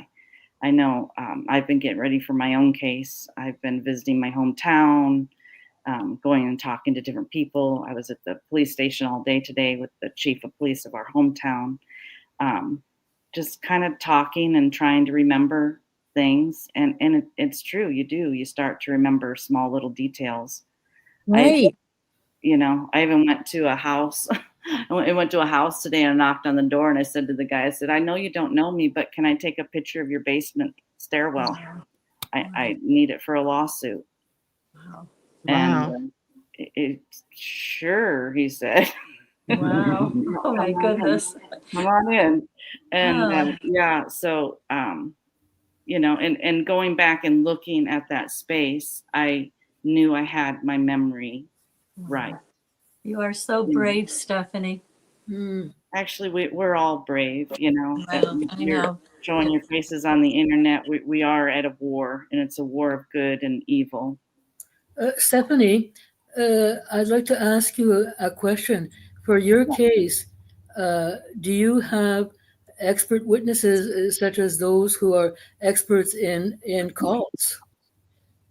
I would imagine that my attorney is more than prepared. I have never worked with such a capable network of people. Right, He but definitely seems confident that he's got a lot of support and backing on this goal. But you would know if you have expert witnesses such as those who are experts in cults. You would know the name of the cult expert that is on your case. Why would I want to give all the specifics right now? Right. Well, because we all need to also be informed about that. For any case that we might take on, we need. Well, I've given you my legal counsel, and he's willing to have a discussion with any victim. Yeah, he might be able to give you specific insight that you're looking for. All right, but I'm trying to bring it to the attention of everybody that for any kind of a court case, it's very important to have expert witnesses on cults because they are very powerful witnesses.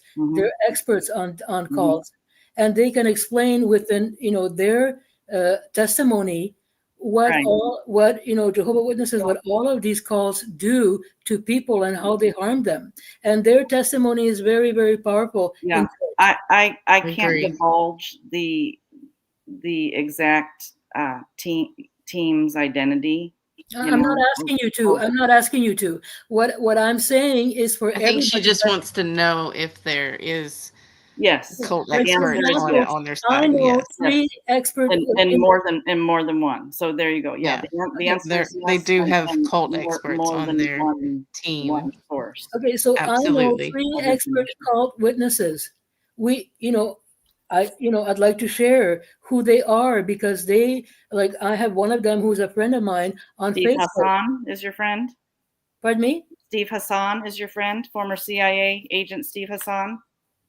No, an expert on cults. Okay, so this would be Stephen Hassan. Yep. Yeah, that's what I just asked you. Stephen Hassan, former or current. I think he might still be current CIA. A cult expert, and another one is a woman. He's actually was, I believe, my research shows that he was actually part of the MK Ultra program. He was in a cult himself. I know. For many years, yeah. Yes, I know. And he's out of it now. Yes. He helps people who are still in cults. I'm glad he's a source of relief for you. Well, I mean, are you saying that he's not a good source? I didn't say that. I said I'm glad he's a good source of relief for you. Well, I don't know what that means, but anyways, okay. There are other cult experts, such as a woman who is from my native country. Shauna said she's here. Anyways, there are other cult experts who would be good to have as witnesses in a court. If you want to send me a list of any ideas you have, I'm probably pretty certain I've investigated the list already, but if you have suggestions, I'd be happy. Maybe you have somebody that I haven't heard of. Well, I'm going to make a video about my thoughts about what would be good to have, what kind of people would be good to be in court. And I'm going to make a video and list their names and so on. And then everybody can have access if they're interested.